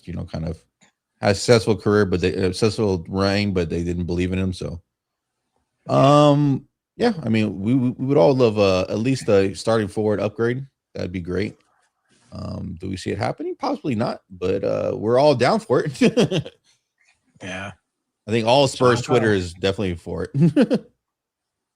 Yeah. Malone was waiting to see what we do, and we signed Mitch. He decided to eventually head to NC, which is my favorite. Yeah, I love NCA. Unfortunately, Marshall is a Duke guy, so he's screw UNC. He's not. Yeah, he's anti UNC. Malone would have been fun. Malone would have been good. He did lose Denver's. Did kind of lose Denver team. He kind of lost them. That's why he was kind of ousted. But he's a good coach. I'm not gonna let me. Budenholzer would have been decent too over here. Yeah. I don't know. We need a roster change. Honestly, we're not running it back. Yeah, we definitely need some upgrades, some key positions. Unfortunately, I think the Spurs get attached to players a little too much, and because of the success, I think they believe in the team. So I don't know how much of an upgrade we'll get. Still don't know how they beat OKC. I mean, we match up well with them. Injuries to OKC did help us a little bit. Fox not playing the first 2 games helped them, though, to be quite honest with you. That's why kill Fox all you want. He was needed in certain points. Yeah. So Pop doesn't like Malone, I don't think. I don't remember. I don't know if maybe if they got beef or what happened. I think I remember seeing him kind of praise him on a coaching kind of not seminar, but a coaching segment. But yeah, we developed Mitch under Pop. He got tutelage. Obviously, there's a component to the NBA coaches and NBA players are trying to let the league represent what the predominantly African American majority is. So you see a lot of turnover in the GMs, coaching being more African American, giving them more chances to succeed. So I definitely think that plays a part in it too. But Mitch is definitely not saying Mitch is not qualified on his own because he played at Stanford, was a point guard. He's gotten the best out of development. The players love him. He's had success. He's been to the finals. You can say we have all the talent in the world, but he still got us there at that point. So I think he's earned himself a little more of a expectations and more years to show us what he really got. I thought the Mitch was developed when the Spurs was trash. Yeah, I mean, then you can say Pop was a bad coach, right? If the Spurs were trash, Pop was a bad coach then, or was it just a matter of the players not being good? Like I say, talent matters. Talent will always trump. Not the best coach is not going to get the trashiest team. This is the NBA. You got to have talent. You got to have NBA MVP level talent. You've got to have all stars. You've got to have first team all NBA talent to win this league. Coaches do make a difference in adjustments for sure, and schemes and lineups and stuff like that. But talent ultimately triumphs a lot in situations. Spurs needed more experience. Yeah, I think our young guys needed more experience. They got the experience. We'll see what they do with it going forward. I knew lack of a power forward would eventually rear its ugly head. Said throughout the regular season. Lo and behold, it happened in the finals. Yeah, I mean, not having somebody to go toe to toe with OG was definitely a concern. Yeah, we were saying that too. Yeah. Getting rid of Sohan for nothing was dumb. Should have gotten something. I was saying Marvin Bagley, I think would have helped, but decided to run the champagne thing and got us to the finals. I mean, hey, yeah, it is what it is. If players show up, we win a championship. So it is what you told me a playing team. Yeah, I think they could have a chance to make the 10th seed. 10 through 7th? Mm-hmm. Yeah, I think they have a chance. Yeah, definitely. Any other trades that I can think of? Oh, Duran to the Lakers. Do you think that's possible? It's been rumored. Was going to send Ayton back to the Pistons? I don't know. Honestly, I just saw the Lakers. Obviously, we heard about Sacramento. Is Duran going to be a Piston? Let me rephrase that. Is Duran going to be a Piston by the start of the season? Is he going to have a new contract? I think so. Yeah. I don't. If you're the Pistons, you're kind of screwed because you can't afford to lose them. And getting Sabonis and Cade is not a good situation.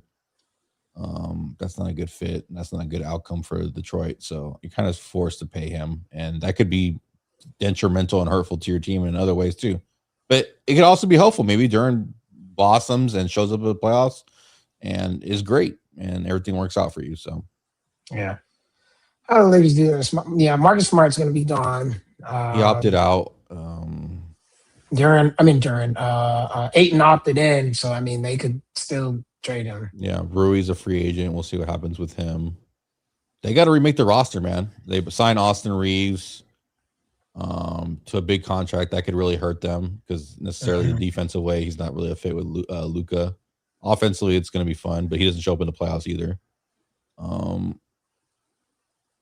Utah may skip play and go straight to the playoff. They're building something over. Yeah, they're building something very good. It depends on what Darren Peterson is, right? He takes them. If he shows out his rookie year in his couple years and he blossoms to a superstar or a star, that could definitely leap them into the top five selection. And how they handle the Lauri Markkanen situation, because if Ace Bailey takes a jump, now you got Peterson and Ace Bailey at the 2-3. Keontae George is there. Now you fleece. Now you trade Lauri Markkanen for a lot of picks, and now you have a great feature going forward too. So there's a lot of outcomes for the Utah Jazz that are pretty successful. Mm-hmm. Denver is finished. It seems you can make that assumption. They're looking. They're scared. They're scared. They're apparently going to make a major shakeup. Yeah. So they're definitely shaking. They're definitely scared if they're going to do that. Mm-hmm. Peyton Watson, obviously. Aaron Gordon is going to get paid. Aaron Gordon might be out of there. Jamal Murray, Cam Johnson could be traded. Denver could be totally different. And the only mainstay will be Jokic. So he's offensive talent. So Portland's not it. Yeah, they would have to make another trade for me to really take them seriously. But they're a little frisky versus the Spurs. Yeah. The other news I heard was Heat and Westbrook apparently have interest. So he seems like a Heat culture kind of guy. Mm-hmm. Tenacious defender, can give you some depth. Let's see who else would I hear about. Lakers, Thunder. We talked about Gordon and Vassell. Gordon was out there in France with Vassell and Wemby, so we'll see what happens. Cavs are looking to re-sign Harden. That sucks for them. Dean Wade possibly could be out of there, I guess. I mean, that's good for them because he didn't really show Is up. Mitchell Robinson out of there from New York? Yeah, he's out of New York. That's crazy. That's gonna be a bad. That's I don't like that at all for them. But that's what happens when you have a team, the money wise. They paid Shamet. I think that could possibly age badly because I think that was kind of a one-hit wonder thing for him. Raptors, we talked about Kawhi. Hawks, what are the Hawks gonna do? They re-signed. McCollum. Yeah. They got Henry Vesnar from North Carolina. So I guess that's their new big 7-footer. Yeah. They got Aaron Wiggins from OKC. They got Devin Carter from Sacramento. You now have Kingston Fleming as your guard of the future. Yeah, you got Kingston Fleming. So they should be an interesting team. I don't know how to really rate them. Magic got Sweeney. What are they looking to do? I don't know. Hornets, we talked about them. Heat, we talked about them. Bucks are trash. Bulls, we talked about them. Nets, we talked about them. Pacers will come back healthy. We'll see what Halliburton looks like. It's all depending on him, really. They got Zubac now. So they should be much more funner. And the Wizards, are they going to keep Anthony Davis? We talked about that. They should be a fun. Their team is going to be fun. Yeah. Because with Anthony Davis and Trae Young and then all their young guys. Yeah. That's one of the only teams we can talk about. What are the Pelicans going to do? Be trash. Apparently, Herb Jones and Trey Murphy on the chopping block. Nothing happened with them. I don't think anybody's going to pay the price that they want for those guys. I don't know what the hell they're going to do with Zion at this part. They got DeJounte Murray. I really don't even know what to think of that team, to be honest with you. Yeah, not sure. But they could be a little frisky. DeJounte Murray comes back. He always comes back from injuries pretty well. He is always a guy that keeps getting better. Mm-hmm. Herb Jones, Trey Murphy will be there. Zion will be the big X factor. Oh yeah, Zion and Queen kind of a weird fit. I think Queen might actually need to play power forward because just defensively, I don't know if he'll necessarily be able to take care of the paint. So yeah, they're going to be interesting. They should honestly, I think they should probably blow it up and just rock with Fears and Queen going forward and figure it out from there. But who knows? I don't know what the hell they're going to do. Yep. So Spurs fans, this is what I'm going to tell you, and I'm going to leave you with this. For all those who want De'Aaron Fox traded, we need to root him on. We need to root him on that he has a really good season and that he plays well, so that when the expansion teams come up, he can be in the expansion draft and be gone. That is the best way. You're probably going to get rid of him. Or if he plays well, he'll have value, so they can actually trade him for something. Yeah, or that too. So definitely, or I mean, we win the championship with him. Those are the three options, but they all coincide with one thing: he has to play well, and so we have to root him on. He's a Spur, also, so we're gonna have to do that. Yeah. Yes, that is what Zion's usually doing. So, yeah. This has been a long 2-hour episode of Spurs vs. Everybody. We got everything in. We'll be locked in. Summer League's coming up. Might squeeze another episode beforehand. If we don't, we'll definitely be talking about Summer League and broadcasting it. Make sure you like, comment, subscribe. Shout out to 12 people being here. Shout out to all the chat for keeping comments and keeping us engaged. We appreciate you being here. Make sure you subscribe to all the Spurs vs. Everybody across all social media platforms, especially YouTube. Like, comment, and subscribe. That helps the channel. This is my boy Marshall. He's on Twitter, X at MarshallBest14. Make sure you lock in with him. He's also on Instagram if you want to check out him. But Twitter's where he really goes ham on things. Thank you for the sub. Appreciate you so much. I got the Discord. I was gonna charge to get into it, but I'm thinking I'm gonna make it free for everybody, so that way we can have conversations throughout the show, after the shows, during games, during the regular season. So be on the lookout for a free Discord coming soon, so we can all chop it up and have fun in there going forward. What was I gonna say? But yeah, this has been Spurs vs. Everything. I'm Greg. This has been Spurs vs. Everything. Sometimes Twitter is too unbearable for people too. Yeah. But sometimes it's fun though. It's fun too. So this has been the show. We appreciate you coming through, and we'll catch you later. Peace.